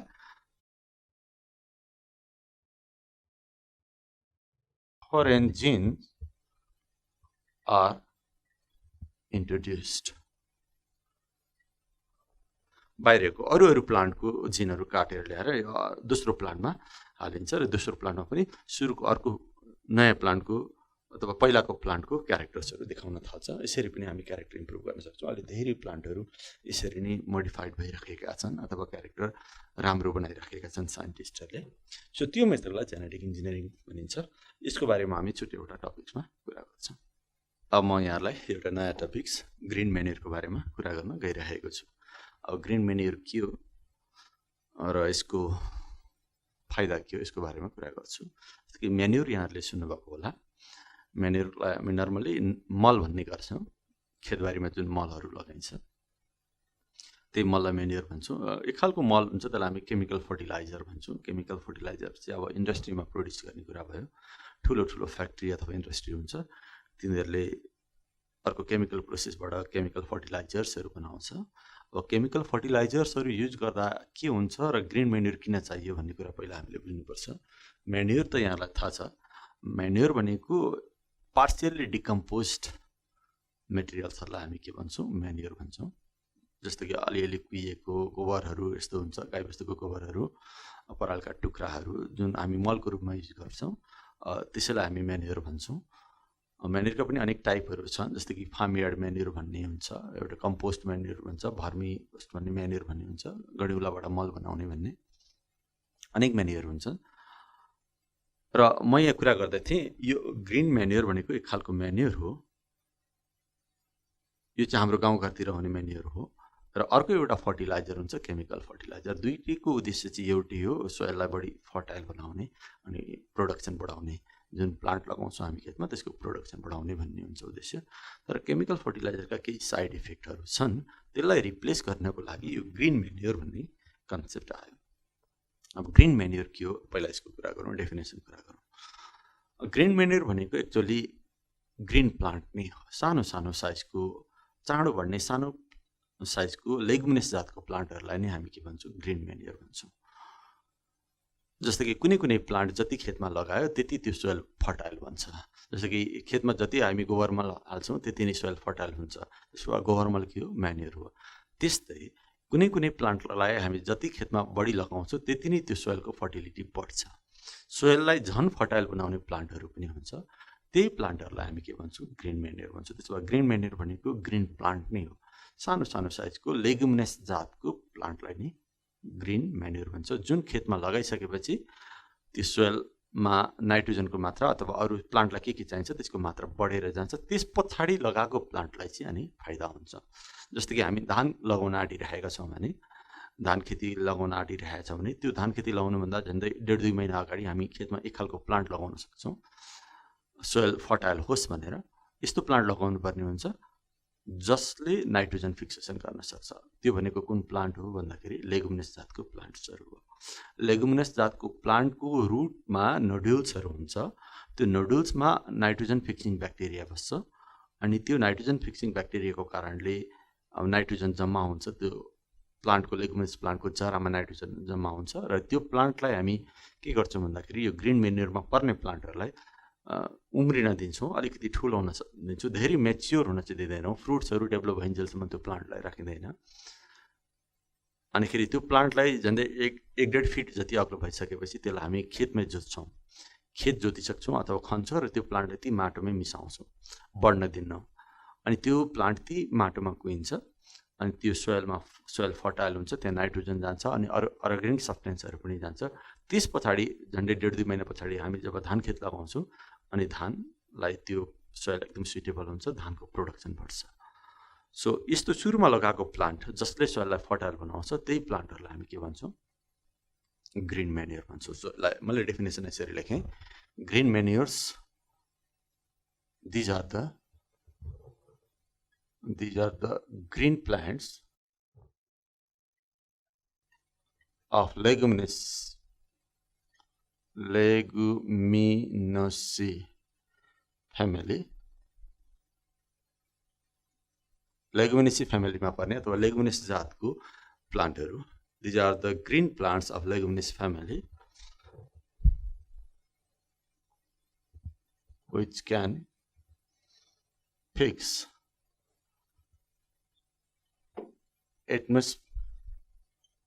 atmospheric nitrogen and makes the soil fertile. मैले यहाँ के कुरा लेखेँ, जस्तो कि यो ग्रिन मेन्योर भनेको ग्रिन प्लान्ट नै हो, लेगुमिनस जातको प्लान्टहरू हो जसले एटमोस्फेरिक नाइट्रोजन फिक्स गर्न सक्छ, which can fix atmospheric nitrogen and सललाई फर्टाइल बनाउँछ। त्यस्तो प्लान्टहरूलाई नै ग्रिन मेन्योर भन्छौँ। अब सबै लेगुमिनस प्लान्टहरूलाई फेरि युज माने ग्रिन मेन्योरको रूपमा युज गर्न सकिँदैन। यस्तो खालको लेगुमिनस प्लान्ट मात्रै युज हुन्छ जुन चाहिँ के भन्छ, फास्ट ग्रोइङ हुनु पर्यो, एकदम चाँडै बढ्ने खालको लेगुमिनस प्लान्ट मात्रै हामीले ग्रिन मेन्योरको रूपमा युज गर्न सक्नु पर्यो। र अर्को के हुनु पर्यो भन्दाखेरि हर्बिसियस नेचरको हुनु पर्यो। हर्बिसियस नेचर भनेको त्यो प्लान्ट चाहिँ एकदम कमजोर खालको, डेलिकेट खालको, भनेको यसरी कडा खालको स्टेमहरू नभएको, सजिलैसँग कुहिने खालको, यसो माटोमा यसो पुर्दाखेरि सजिलैसँग कुहिने खालको यो स्टेमहरू दह्रो नभएको, त्यसलाई हर्बिसियस भन्छौँ। हर्बिसियस नेचरको हुनु पर्यो, फास्ट ग्रोइङ हुनु पर्यो and capable of nitrogen fixing, nitrogen fix गर्न सक्ने क्यापेसिटी भएको हुनु पर्यो। त्यस्तो खालको लेगुमिनस प्लान्टलाई मात्रै हामी ग्रिन मेन्योरको रूपमा युज गर्न सक्छौँ। यो दुईवटा क्यारेक्टर्स, जो फास्ट ग्रोइङ हुनु पर्यो, हर्बिसियस नेचरको हुनु पर्यो। यस्तो खालको लेगुमिनस प्लान्ट छ भने त्यसलाई हामी ग्रिन मेन्योरको रूपमा युज गर्न सक्छौँ। मैले अघि बताएँ कि ग्रिन मेन्योरहरू मेन कल्टिभेसनभन्दा अगाडि लगाइन्छ, 1.5-2 महिना अगाडि यो प्लान्टहरूलाई खेतमा छरिन्छ अनि त्यसपछि उम्रिन्छ, फेरि माटोमा मिलाइन्छ अनि मलको रूपमा काम गर्छ। So these are the green manures. मैले डेफिनेसन बताएँ र कस्तो नेचरको हुनुपर्छ यो मैले बताएँ। एउटा त नेचर के हुने भन्दाखेरि यो लेगुमिनेसी फ्यामिली के हुनु पर्यो, लेगुमिनस प्लान्ट हुनु पर्यो। लेगुमिनस प्लान्ट भनेको हामीले बुझ्नुपर्छ दाल जातिको प्लान्टहरूमा पर्छ। लेगुमिनस प्लान्ट भनेको पल्सेस भेराइटिज भन्छौँ, पल्सेस दालहरू हुन्छन्, जति पनि दालहरू हुन्छ सबै लेगुमिनस फ्यामिलीमा पर्छ। जस्तै कि रहरको दाल, केसरीको दाल, मुसुरीको दाल, कालो दाल, हरियो दाल जति छ त्यो सबै यो लेगुमिनस फ्यामिलीमै पर्छ अथवा ती सबै लेगुमिनस प्लान्टहरू नै हो। तर अघि मैले बताइसकेँ त्यो लेगुमिनस प्लान्टको जरामा रुट नोड्युल्सहरू हुन्छ। जस्तै कि मैले एउटा जरा मात्रै बनाएँ, यस्तो भयो, जराहरू भयो। सपोज लेगुमिनस प्लान्टको जरा भयो यो यसरी ट्याप रुट हुन्छ। यहाँनिर गिर्खा गिर्खा हामी देख्छौँ, दाना दाना देख्छौँ। कुनै पनि हामी दाल जातको प्लान्टलाई जस्तै कि भटमासको बोट अथवा केराउको बोट अथवा चनाको बोट अथवा बोडीको बोटको जरालाई हामीले उखालेर हेऱ्यौँ भने त्यहाँ गिर्खा गिर्खा सानो सानो गिर्खा अथवा दानाहरू जस्तो देख्छौँ। यसलाई हामी नोड्युल्स भन्छौँ। यो नोड्युल्समा नाइट्रोजन फिक्सिङ ब्याक्टेरिया हुन्छ, अनेक खालको नाइट्रोजन फिक्सिङ ब्याक्टेरिया हुन्छ। एउटा नाम हो राइजोबियम, राइजोबियम जातको एक खालको ब्याक्टेरिया हुन्छ, त्यसले नाइट्रोजन फिक्स गर्छ अनिखेरि यो सोइललाई फर्टाइल बनाउँछ। सो यसरी हामी यो ग्रिन लेगुमिनस जातको प्लान्टलाई पनि म्यान्युरको रूपमा युज गर्न सक्छौँ। अब कुन कुन प्लान्टहरूलाई मोस्टली ग्रिन म्यान्युरको रूपमा युज गर्न सकिन्छ भन्दाखेरि प्रायः गाउँघरमा युज हुने लेगुमिनस प्लान्टहरू अथवा ग्रिन म्यान्युरको रूपमा युज हुने प्लान्टहरू भनेको चाहिँ एउटा हुन्छ ढैँचा भन्छौँ हामी, गाउँघरतिर घन्सी पनि भन्छ, कुनै ठाउँमा त्यही प्लान्टलाई घन्सी पनि भनेको देख्छौँ र कति ठाउँमा ढैँचा पनि भन्छौँ। मैले यहाँ ढैँचा भनेर लेखेँ, ढैँचा। अब यसलाई मैले घन्सी पनि भने, घन्सी। यो चाहिँ लोकल नेम भयो, नेपाली नामहरू हो यो ढैँचा अथवा घन्सी।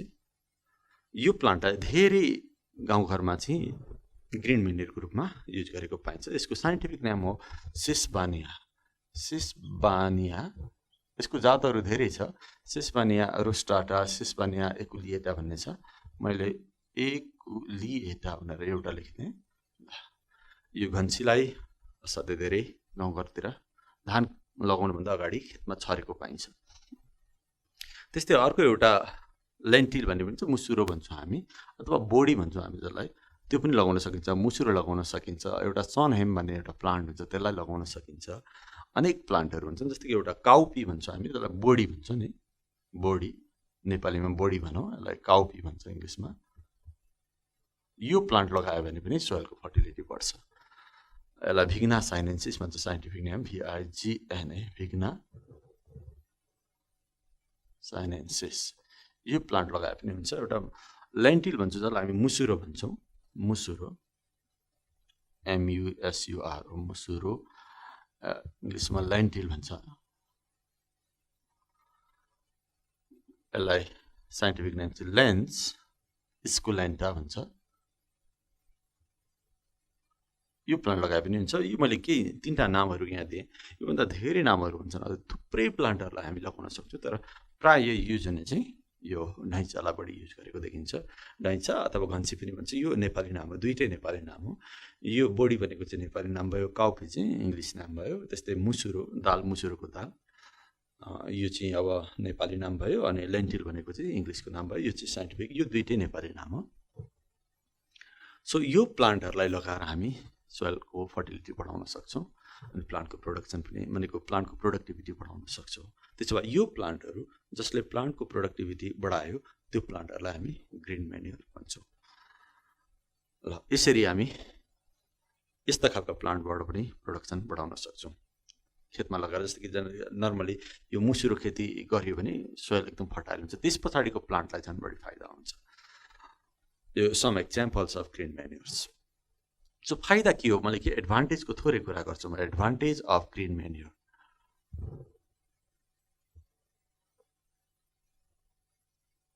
ग्रिन म्यान्युर लगाउँदा फाइदा के हुन्छ भन्दाखेरि यो प्लान्टहरू हाम्रो गाउँघरमा सजिलै एभाइलेबल छ।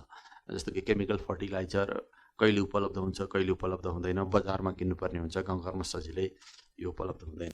एउटा एडभान्टेज के हो ग्रिन म्यान्युरको भन्दाखेरि इजिली एभाइलेबल छ, एभल भयो। अर्को एडभान्टेज के हो भन्दाखेरि यो इको फ्रेन्डली हुन्छ। Eco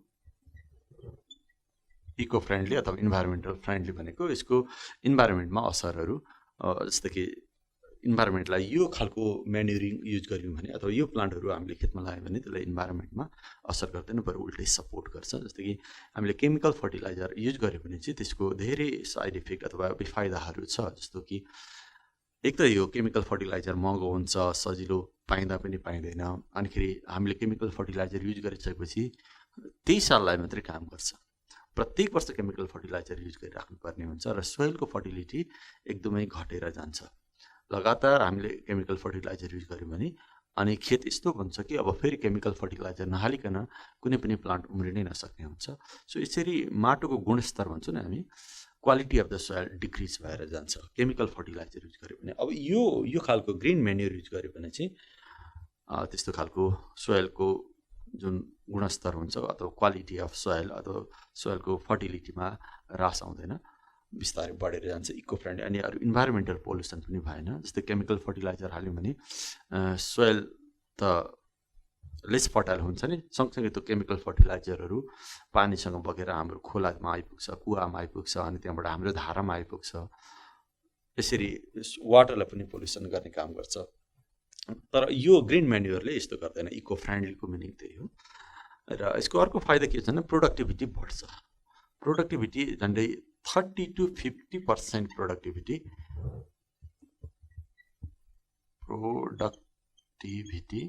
increases।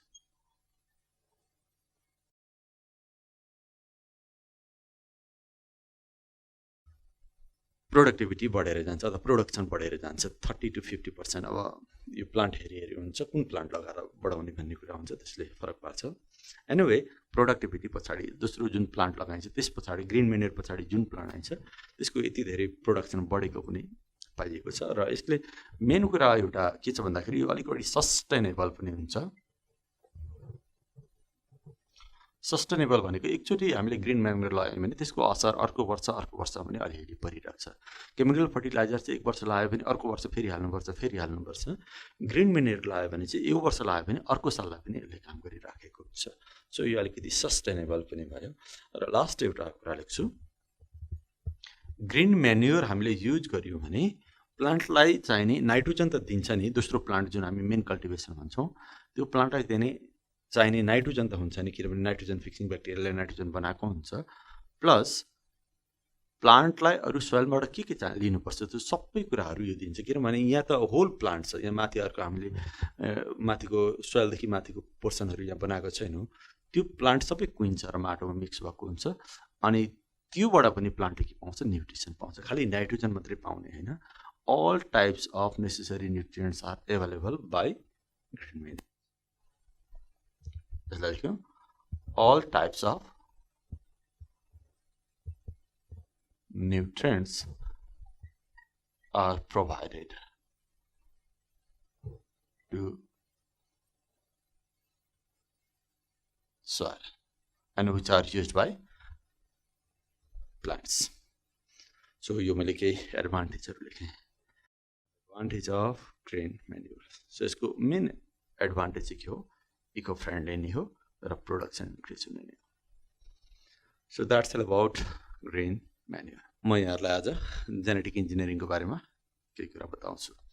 सो यो genetic engineering is also a branch of biotechnology. बायोटेक्नोलोजीको धेरै ब्रान्चहरू हुन्छ, जस्तो कि हामीले योभन्दा अगाडि कुरा गऱ्यौँ tissue culture is also branch of biotechnology, green manuring is also biotechnology, plant breeding is also biotechnology. त्यस्तै genetic engineering is also latest branch of biotechnology. यसरी नै सुरु गरौँ। It is the latest branch of, it is the modern branch भनौँ न, अझ modern or latest branch of biotechnology.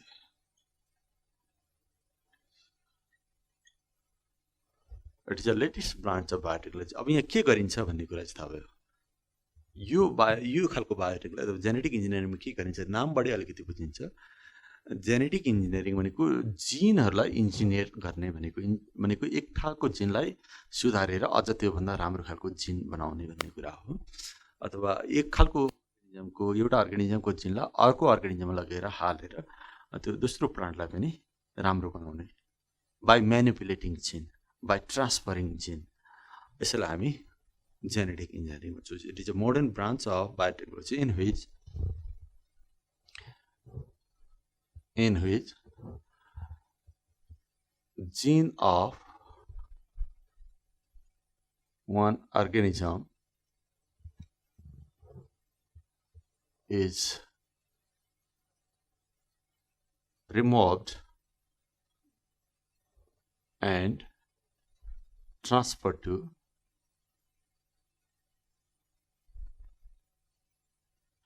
to the cells of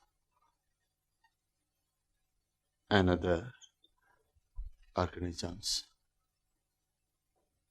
मैले एकदम सर्टकटमा यहाँ डेफिनेसन लेखेँ it is a modern branch of biotechnology in which the gene of one organism is removed and transferred to the cells of another organism एउटा अर्गानिजमको डिएनएको टुक्रा जिनलाई निकाल्ने र अर्को अर्गानिजममा लगेर हालिदिने यही टेक्नोलोजीलाई हामी जेनेटिक इन्जिनियरिङ भन्छ यसका धेरै नामहरू छन् जस्तो कि जेनेटिक इन्जिनियरिङलाई जिन सर्जरी पनि भन्छ जिन सर्जरी जिन थेरापी यसका नामहरू धेरै छन्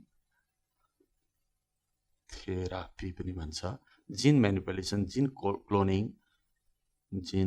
क्लोनिङ अनि सबैभन्दा बढी चलेको चाहिँ रिकम्बिनेन्ट डिएनए टेक्नोलोजी भन्छ आरडिएनए टेक्नोलोजी भन्छ टेक्नोलोजी यसको चाहिँ म फुल फर्म लेख्छु यहाँनिर भनेको जेनेटिक इन्जिनियरिङलाई आरडिएनए टेक्नोलोजी पनि भन्छ रिकम्बाइनेन्ट DNA technology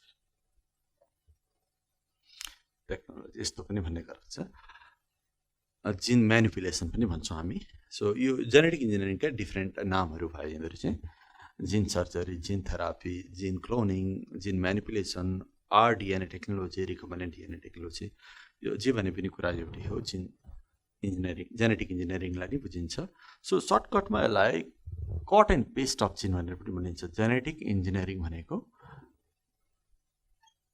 cut and paste of जिन एउटाको जिन काट्ने अर्कोमा लगेर पेस्ट गर्ने भन्ने कुरा कट एन्ड पेस्ट टेक्नोलोजी भनेर पनि भनिन्छ अब यो काम गर्नको लागि के चाहिन्छ भन्ने कुराहरू यहाँ बुझ्न जरुरी छ के टुल्सहरू त्यसलाई हामी टुल्स अफ जेनेटिक इन्जिनियरिङ भन्छौँ जसको बिना यो जेनेटिक इन्जिनियरिङ सम्भव हुँदैन अब त्यसैको कुरा गरौँ tools of genetic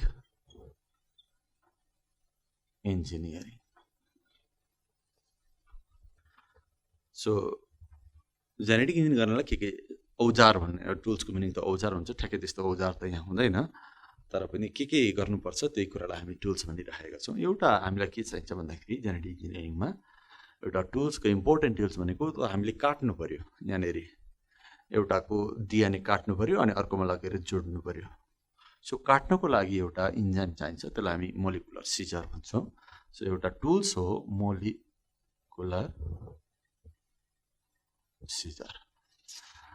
molecular Caesar भनेको अब यो किन काट्छ त डिएनएलाई काटेर ट्याक्क आफूलाई चाहिएको टुक्रा मात्रै कसरी निकाल्ने भन्दाखेरि एउटा इन्जाइमले त्यो काम गर्छ त्यसलाई रेस्ट्रिक्सन इन्डोन्युक्लियस भन्ने गरिन्छ रेस्ट्रिक्सन इन्डोन्युक्लियस भन्ने इन्जाइमले डिएनएको पार्टिकुलर ठाउँमा टक्क मिलाएर काट्न सक्छ त्यही रेस्ट्रिक्सन इन्डोन्युक्लियसलाई मोलिकुलर सिजर भनिन्छ रेस्ट्रिक्सन इन्डोन्युक्लियस यो भनेको एउटा इन्जाइम भयो त्यही इन्जाइमलाई मोलिकुलर सिजर भनिन्छ र यही रेस्ट्रिक्सन इन्डोन्युक्लियसको सहायताले हामीले डिएनएको स्ट्रान्डलाई काट्नुपर्ने हुन्छ टुक्र्याउनु पर्ने हुन्छ र चाहिएको जिनलाई निकाल्नु पर्ने हुन्छ अब रेस्ट्रिक्सन इन्डोन्युक्लियस भनेको एउटा मात्रै इन्जाइमको नाम होइन धेरै खालका रेस्ट्रिक्सन इन्डोन्युक्लियसहरू हुन्छन् यो प्राय रेस्ट्रिक्सन इन्डोन्युक्लियस भन्ने इन्जाइम चाहिँ माइक्रो अर्गानिजमबाटै निक्लिन्छ जस्तो कि अनेक टाइपका ब्याक्टेरियाहरू हुन्छन्। एउटा ब्याक्टेरियाले एक खालको रेस्ट्रिक्सन इन्डोन्युक्लियस निकाल्छ, अर्को ब्याक्टेरियाले अर्को खालको रेस्ट्रिक्सन इन्डोन्युक्लियसहरू निकालिराखेको हुन्छ। त्यही ब्याक्टेरियाले निकालेको यो रेस्ट्रिक्सन इन्डोन्युक्लियसलाई युज गरेर हामी डिएनए काट्न सक्छौँ। सो मैले बताउन खोजेको रेस्ट्रिक्सन इन्डोन्युक्लियसका पनि अनेक खालका टाइपहरू हुन्छन्। डिफ्रेन्ट टाइप्स अफ रेस्ट्रिक्सन इन्डोन्युक्लियसहरू हुन्छ। अब कुनै एउटा पर्टिकुलर रेस्ट्रिक्सन इन्डोन्युक्लियसलाई युज गरेर हामीले डिएनएको स्ट्रान्ड काट्नुपर्छ। त्यही रेस्ट्रिक्सन इन्डोन्युक्लियसलाई हामी मोलिकुलर सिजर भन्छौँ। र अर्को रह्यो, अर्को टुल्सको रूपमा हामीले जसलाई हामी मोलिकुलर ग्लू भन्छौँ, मोलिकुलर ग्लू। मोलिकुलर ग्लू भनेको चाहिँ त्यो काटेको टुक्रालाई हामीले अर्को डिएनएमा लगेर जोड्नुपर्ने हुन्छ। त्यो जोड्नको लागि पनि एउटा इन्जाइमले नै काम गरिरहेको हुन्छ। त्यसलाई डिएनए लाइगेज भन्छौँ हामी, डिएनए लाइगेज। यो डिएनए लाइगेज भन्ने इन्जाइमले हामीले काटेको टुक्रा जुन चाहिँ डिएनएको टुक्रा त्यसलाई लगेर अर्को डिएनएमा जोड्ने काम गर्छ। त्यो इन्जाइम, यो पनि इन्जाइम नै हो। यो इन्जाइमलाई हामी मोलिकुलर ग्लू भन्छौँ। यो दुईवटा मोलिकुलर सिजर र मोलिकुलर ग्लू नभइकन यो जेनेटिक इन्जिनियरिङ सम्भव छैन। काट्ने, डिएनएलाई काट्ने र त्यो काटेको टुक्रालाई अर्कोमा लगेर जोड्ने। अर्को एउटा इम्पोर्टेन्ट टुल्स भनेको चाहिँ हामी क्लोनिङ भेहिकल्स भन्छौँ। क्लोनिङ अर भेक्टर्स पनि भन्छौँ हामी, भेक्टर। यो भनेको चाहिँ कस्तो हो भन्दाखेरि, जस्तो कि रेस्ट्रिक्सन इन्डोन्युक्लियसले के गर्यो भन्दाखेरि डिएनएको टुक्रा बनाउने काम गर्यो। डिएनएलाई काटेर हामीलाई चाहिएको टुक्रा कहाँनिरको त्यसलाई निकाल्ने काम गर्छ यसले, अनि यसले चाहिँ अर्कोमा लगेर जोड्ने काम गर्छ। तर त्यो काटेको टुक्रालाई अर्कोमा लाने केले भन्दाखेरि यो क्लोनिङ भेहिकलले लाने काम गर्छ, जसलाई हामी भेक्टर भन्छौँ। So cloning vehicles or vectors भनेको एक्चुअली डिएनए नै हो। फेरि यहाँ झुकिनु हुँदैन हामीले। यो भनेको it is a DNA which can carry the fragment of DNA. Fragment of DNA भनेको gene.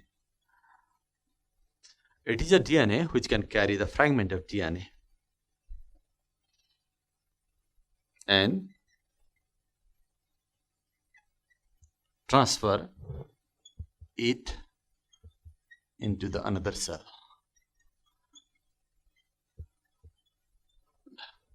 मैले यहाँ के हो भेक्टर, के हो क्लोनिङ भेहिकल्स, यसको डेफिनेसन लेखेँ। It is the DNA which can carry the fragment of DNA. Fragment of DNA भनेको जिन नै हो, अथवा डिएनएको टुक्रालाई बोक्ने डिएनएलाई नै के भन्छ, क्लोनिङ भेहिकल्स अथवा भेक्टर भन्छ। र त्यसले के गर्छ, बोक्छ। It can carry and transfer it, त्यो बोकेको टुक्रालाई can transfer it to the another cell, अर्को सेलमा लगेर हाल्न सक्छ। सो यो डिएनएको टुक्रालाई बोक्ने डिएनएलाई हामी क्लोनिङ भेहिकल्स अथवा भेक्टर भन्छौँ। सो यिनीहरूको पनि अनेक टाइपहरू छ। क्लोनिङ भेहिकल्सका पनि डिफ्रेन्ट टाइप्सहरू हुन्छन्। कुनै जेनेटिक इन्जिनमा एउटा क्लोनिङ भेहिकल्स युज गर्न सक्छौँ, अर्कोमा अर्को खालको क्लोनिङ भेहिकल्सहरू युज गर्न सक्छौँ। So mostly use cloning vehicles भनेको चाहिँ एउटा प्लाज्मिड भन्ने हुन्छ। प्लाज्मिड भनेको डिएनए नै हो। यो प्लाज्मिड के हो, एउटा कस्मिड भन्ने हुन्छ। पहिला एक्जाम्पल म लेखिदिन्छु यहाँहरूलाई। कस्मिड भयो। कहिलेकाहीँ हामी रेट्रो भाइरसहरूलाई पनि युज गर्न सक्छौँ। ब्याक्टेरियोफेज भन्ने भाइरस पनि हुन्छ, त्यसलाई पनि हामी युज गर्न सक्छौँ यो क्लोनिङ भेहिकल्सको रूपमा अथवा भेक्टरको रूपमा। तर बढी युज हुने भनेको चाहिँ यो प्लाज्मिड भयो। प्लाज्मिड के हो, यसको बारेमा म थोरै कुरा यहाँलाई बताउँछु। मैले यहाँनिर लेखेँ, यो प्लाज्मिड भनेको ब्याक्टेरियाको सेलमा हुन्छ। मानिलिउँ यो कुनै एउटा ब्याक्टेरियाको सेल भयो, ब्याक्टेरियाको सेलको सेल वाल भयो। यो सेल वाल अनि सेल मेम्ब्रेन पनि सँगै टाँसिएको हुन्छ। ब्याक्टेरियामा दुई खालको क्रोमोजम्सहरू हुन्छ अथवा दुई खालको डिएनए हुन्छ भनौँ। यो मैले सेल वाल राखेँ। यो चाहिँ ब्याक्टेरियाको मेन डिएनए, यसलाई हामी क्रोमोजोमल डिएनए पनि भन्छौँ। मेन डिएनए हुन्छ। त्यो बाहेक पनि ब्याक्टेरियामा थुप्रै रिङ जस्तो यस्तो औँठी जस्ता डिएनएहरू हुन्छन्। मेन डिएनएकै छेउमा अरू थुप्रै सेभरल रिङ लाइक डिएनएहरू हुन्छन्। यसलाई हामी प्लाज्मिड भन्छौँ। एउटा ब्याक्टेरियाको सेलमा धेरै प्लाज्मिडहरू हुन सक्छ। मैले यहाँ दुईवटा प्लाज्मिड बनाएँ। सो प्लाज्मिड भने पनि डिएनए नै हो, किनभने यहाँ मैले देखाइरहेको छु यो डबल स्ट्यान्डर्ड हुन्छ। तर यस्तो तरिकाको स्ट्रक्चर हुन्छ, गोलो औँठी जस्तो देखिन्छ, रिङ जस्तो देखिन्छ। So plasmid is extra chromosomal DNA पनि भन्छौँ हामी यसलाई। प्लाज्मिड भनेको एक्स्ट्रा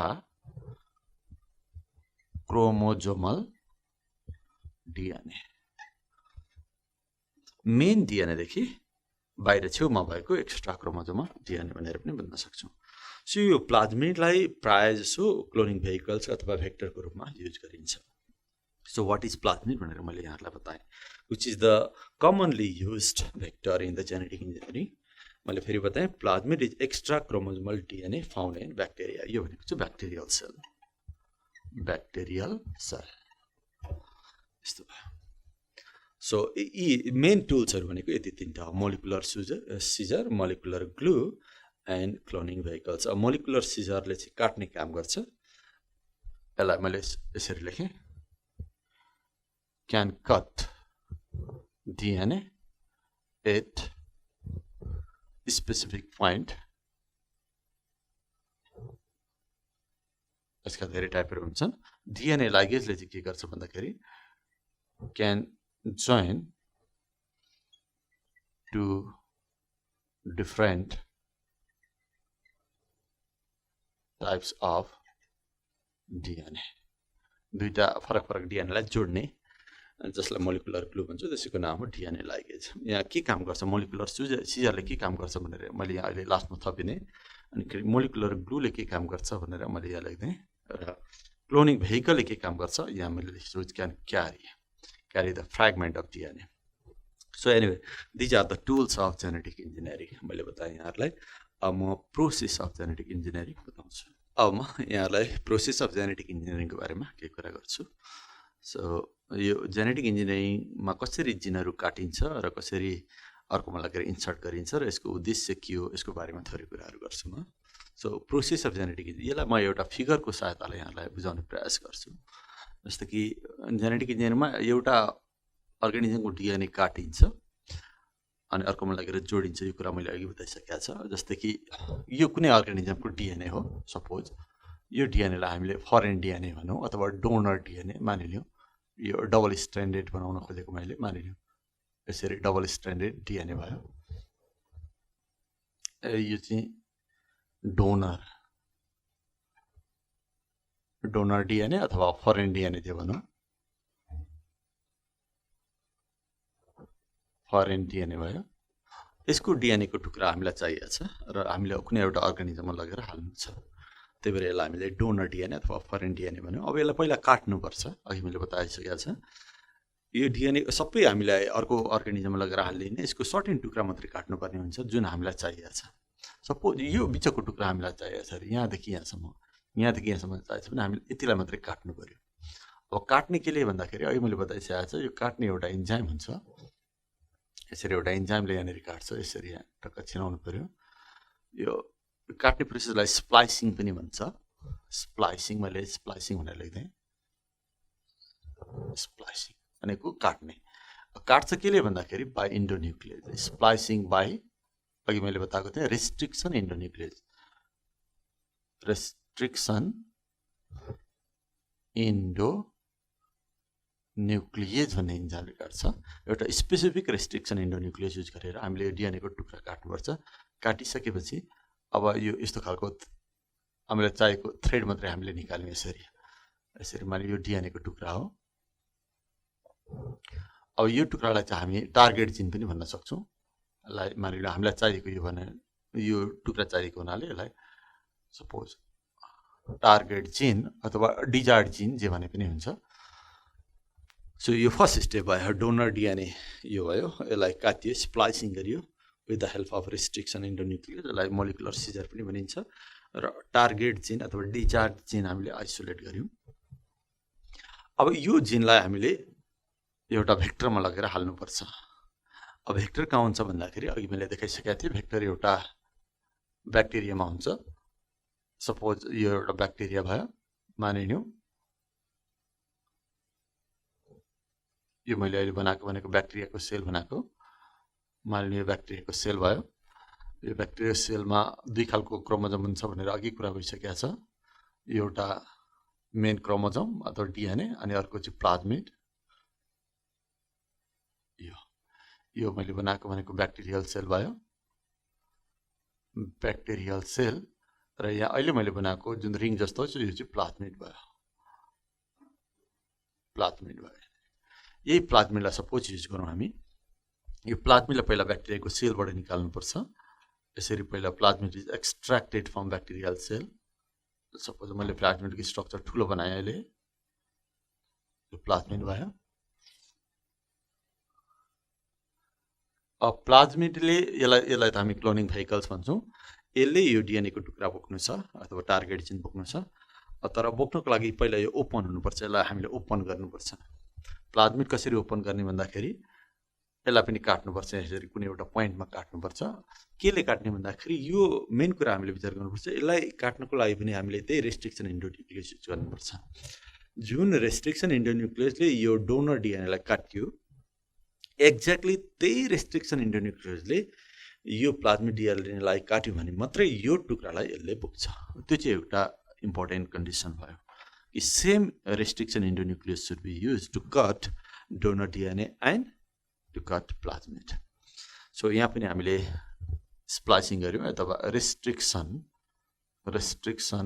इन्डो न्युक्लियसको सहायताले यसलाई हामीले ओपन गर्यौँ मानिलियो यो ओपन भयो अहिले यो प्लाज्मिडलाई हामीले ओपन गर्यौँ काट्यौँ यसरी ओपन भयो न प्लाज्मिड इज ओपन अब मात्रै यसले बोक्न सक्छ यो टार्गेट जिनलाई बोक्न सक्छ यो काट्दाखेरि स्टिकी इन्डहरू भन्ने हुन्छ यो काटेको छेउछेउ हुन्छ नि यो काटेको छेउ अथवा यहाँ पनि भयो यो छेउछेउमा चाहिँ स्टिकी इन्डहरू हुन्छ STICKY स्टिकी इन्ड भनेको यो इन्डले अर्को डिएनए भेट्ने बित्तिकै टाँसिन खोजिहाल्छ यो छेउले सो यस्तो छेउहरू भन्छ जसलाई हामी स्टिकी इन्ड भन्छौँ यसको अलिकति कुराहरू त धेरै छ यहाँ पनि के भन्नुभयो यो स्टिकी इन्डहरू तयार भयो अनि अब यो दुईटालाई भेट गराइयो भने यो टार्गेट जिन र यसलाई भेट गराइयो भने अब यो दुईटा एकै ठाउँमा आउँछ सपोज यो दुईटालाई हामीले सपोज भेट गरायौँ भेट गराएर अनि एउटैमा हाल्यौँ यसलाई यसमा बोक्न लगायौँ भनौँ न यो प्लाज्मिड भयो मानिलियौँ अनि यहाँ हाम्रो टार्गेट जिन छ सपोज यहाँ देख्छौँ हामी सो यो डिएनएको टुक्रालाई यहाँ जोड्ने काम गर्छ अघि मैले बताइरहेको थिएँ जोड्ने काम केले गर्छ भन्दाखेरि त्यो पनि एक खालको इन्जाइमले गर्छ त्यसलाई हामीले डिएनए लाइगेज भनेको थियौँ त्यो जोड्ने प्रोसेसलाई लाइगेसन पनि भन्छ लाइगेसन प्रोसेस काट्ने प्रोसेसलाई स्प्लाइसिङ भने जस्तै जोड्ने प्रोसेसलाई लाइगेसन प्रोसेस भन्छ र जोड्ने इन्जाइमको नाम जसलाई मोलिकुलर ग्लू पनि भन्छ त्यो डिएनए लाइगेज हो मोलिकुलर ग्लूले यसलाई जोड्यो यो टार्गेट जिन र यो प्लाज्मिडलाई जोड्यो प्लाज्मिड पनि डिएनए नै हो हामीले झुकिनु हुँदैन प्लाज्मिड पनि डिएनए त्यही भएर यो डिएनएलाई टाँच्यो स्टिकी इन्डहरू दुईटैको स्टिकी इन्डहरू एट्याच भयो यसरी दुईटा फरक डिएनएहरू सँगै भयो एउटा डिएनए भनेको प्लाज्मिडको डिएनए छँदैछ यो प्लाज्मिडको डिएनए हो र अर्को चाहिँ हाम्रो टार्गेट जिन अथवा यो डोनर डिएनएको टुक्रा यो दुईटा फरक डिएनएहरू यहाँ टाँसियो दुईटा फरक डिएनएहरू टाँसिसकेपछि यसलाई चाहिँ हाइब्रिड डिएनए भन्छ यसलाई हाइब्रिड डिएनए भन्छ अनि अथवा हाइब्रिड डिएनए भन्दा पनि यसलाई अर्को नाम पनि दिइन्छ आरडिएनए पनि भन्छ रिकम्बाइन्ड डिएनए भन्छौँ जस्तै कि जेनेटिक इन्जिनियरिङलाई रिकम्बाइन्ड डिएनए टेक्नोलोजी भनिएको छ त्यसको अर्को नाम जेनेटिक इन्जिनियरिङको अर्को नाम किन भन्दाखेरि यहाँ आरडिएनए भन्छ आरडिएनए भनेको के रहेछ रिकम्बाइन्ड दुईटा फरक डिएनएहरू एकै ठाउँ आयो कम्बाइन्ड भयो त्यही भएर रिकम्बाइन्ड डिएनए अथवा आरडिएनए तयार भयो अथवा यसलाई हामी हाइब्रिड डिएनए भनेर पनि बुझ्न सक्छौँ यसरी हाइब्रिड डिएनए तयार हुन्छ यो हाइब्रिड डिएनए बनाउने प्रोसेसलाई लाइगेसन भन्छौँ with the help of DNA ligase अब यो हाइब्रिड डिएनए जुन भन्यो यसलाई हामीले एउटा होस्ट सेलमा इन्सर्ट गर्नुपर्ने हुन्छ जस्तै कि यसलाई हामीले एउटा होस्ट सेलमा इन्सर्ट गर्नु भनेको मानिलिउँ होस्ट सेल भनेको पनि प्रायः ब्याक्टेरिया नै हुन्छ हेर्नु यो मानिलिउँ एउटा ब्याक्टेरिया भयो यसको आफ्नै डिएनए हुन्छ अघि मैले बताइसकेँ अनि अहिले हामीले यो हाइब्रिड डिएनए यो टार्गेट जिन बोकेको प्लाज्मिडलाई यहाँभित्र इन्सर्ट गर्नुपर्ने हुन्छ यसरी इन्सर्ट भयो यो चाहिँ आरडिएनए यहाँनिर छिर्यो आरडिएनए यो ब्याक्टेरियामा छिर्यो यसलाई होस्ट सेल भनौँ हामी होस्ट सेल यो भनेको ब्याक्टेरिया नि सम्झिराखौँ अहिले सधैँ ब्याक्टेरिया नहुन पनि सक्छ अहिले यसलाई ब्याक्टेरिया सम्झिराखौँ होस्ट सेलमा यसरी हाइब्रिड डिएनए इन्सर्ट भयो त्यस पछाडि यो होस्ट सेल अथवा ब्याक्टेरियाको के हुन्छ रिप्रोडक्सन हुन्छ एउटा ब्याक्टेरिया अब के हुन्छ एउटाबाट दुईटा बन्छ यो एउटा ब्याक्टेरिया भयो यसको रिप्रोडक्सन हुन्छ एउटाबाट दुईटा बन्छ यहाँ पनि एउटा ब्याक्टेरिया बन्छ मानिलिउँ यहाँ पनि अर्को ब्याक्टेरिया बन्छ अनि यो ब्याक्टेरिया फेरि रिप्रोडक्सन भएर योबाट फेरि दुईटा बन्छ यसरी रिप्रोडक्सन हुँदै जान्छ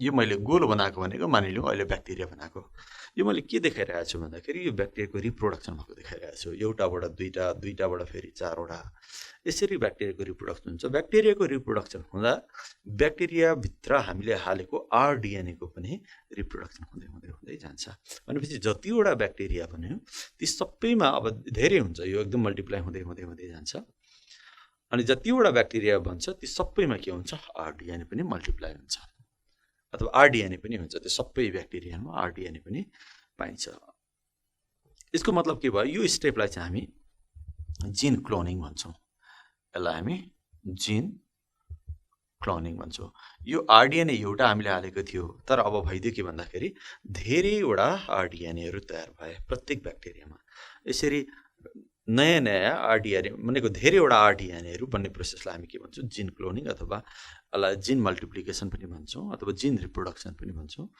यसरी जिन क्लोनिङबाट थुप्रै ब्याक्टेरियाहरू बन्ने र प्रत्येकमा के छ आरडिएनए छ अब यो यहाँ पनि आरडिएनए छ आरडिएनए हुनु भनेको के भन्दाखेरि हाम्रो टार्गेट जिन छ यो हामीलाई चाहिएको टार्गेट जिन हरेक ब्याक्टेरियामा पुगेको छ अब अनिखेरि यो टार्गेट जिनले यो कुनै फरेन अर्गानिजममा जे प्रोड्युस गर्दै यो जिनले त क्यारेक्टर प्रोड्युस गर्छ यो कुनै अर्गानिजममा यो जिनले जे केमिकल अथवा जे सब्सटेन्स प्रोड्युस गर्थ्यो जे इन्जाइम बनाउँथ्यो त्यही इन्जाइम अब यो हरेक ब्याक्टेरियाले प्रोड्युस गर्छ किनभने हरेक ब्याक्टेरियामा के छिर्यो भन्दाखेरि यो टार्गेट जिन हामीले छिराएको छ with the help of plasmid भनेपछि यो सबै ब्याक्टेरियाले हामीलाई चाहिने हामीले रोजेको जिन इन्सर्ट भएको हुनाले हामीलाई चाहिने केमिकल प्रोड्युस गरिदिन्छ अथवा हामीलाई चाहिने इन्जाइम प्रोड्युस गर्छ अनि त्यसलाई हामी कलेक्सन गर्छौँ र अनि त्यसलाई आफूले चाहिएको सामानहरू अथवा प्रोडक्टहरू बनाउँछौँ सो जेनेटिक इन्जिनियरिङमा यो काम गर्ने गरिन्छ यो मैले फिगरको सहायताले वाट इज जेनेटिक इन्जिनियरिङ यहाँहरूलाई बताएँ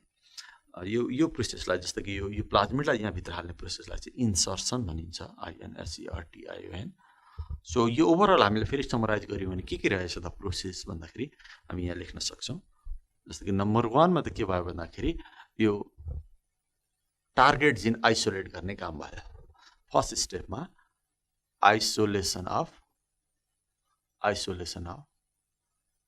टार्गेट जिन अथवा डिजायर्ड जिन भनौँ न यसरी with the help of restriction endonuclease यो फिगरबाट बुझिन्छ त्यस पछाडि अर्को काम के भयो भन्दाखेरि कुन रेस्ट्रिक्सन एन्डोन्युक्लियोज युज गर्ने यो पनि हामीले छान्नुपर्ने हुन्छ सेलेक्सन अफ यिनीहरू यहाँ पनि हामी लेख्न सक्छौँ आइसोलेसन अफ टार्गेट जिन बाई सिलेक्टिङ स्पेसिफिक रेस्ट्रिक्सन एन्डोन्युक्लियोज त्यसलाई हामी एउटा पोइन्ट बनाउन सक्छौँ अथवा अहिले सिम्पली यति मात्रै लेखे पनि भयो आइसोलेसन अफ टार्गेट जिन त्यस पछाडि हामी एउटा यो त आइसोलेट भइसक्यो अब यसलाई हामीले के गर्नुपर्छ एउटा भेक्टरको सहायताले यसमा यो होस्ट सेलमा इन्सर्ट गर्नुपर्ने हुन्छ अब प्लाज्मिड कुन युज गर्ने जस्तो कि प्लाज्मिडको पनि डिफ्रेन्ट टाइप्सहरू छ यहाँ हामीले देखाएको यो फिगरमा देखाएको प्लाज्मिड चाहिँ भनेको भेक्टर चाहिँ प्लाज्मिड हो त्यस कारण सेकेन्ड स्टेप भनेको कुन भेक्टर युज गर्ने भन्ने कुरा भयो यसलाई हामी भन्छौँ सेलेक्सन अफ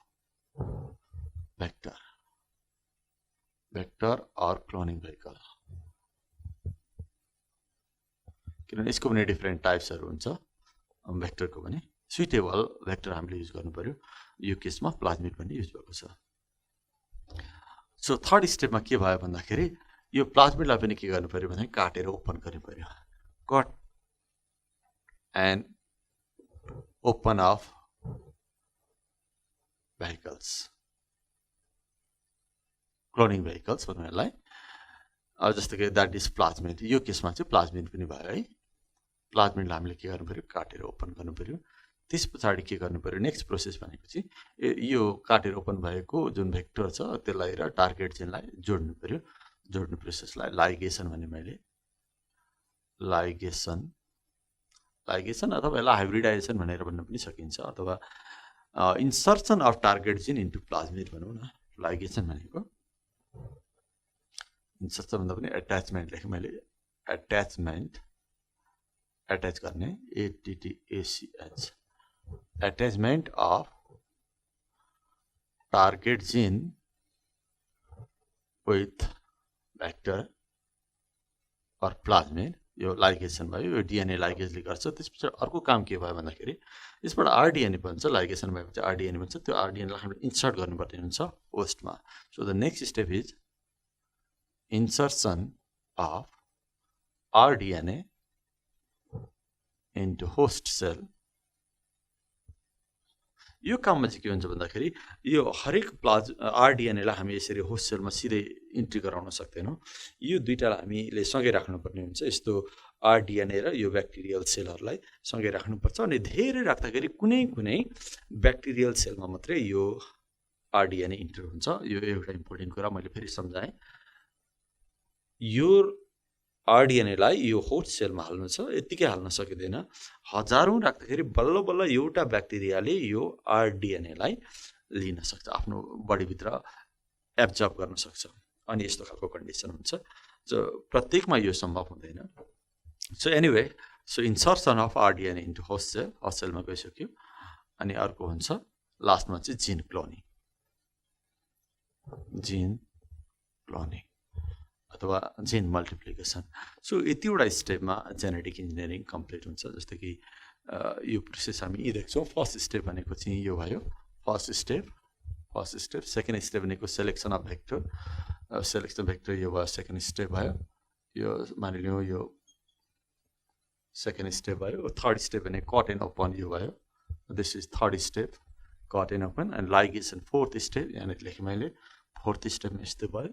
अनि फिफ्थ स्टेपमा यहाँनिर लेख्छौँ हामी इन्सर्सन भयो। अनि सिक्स्थ स्टेपमा यहाँनिर हामी देख्छौँ जेन क्लोनिङको कुराहरू भयो।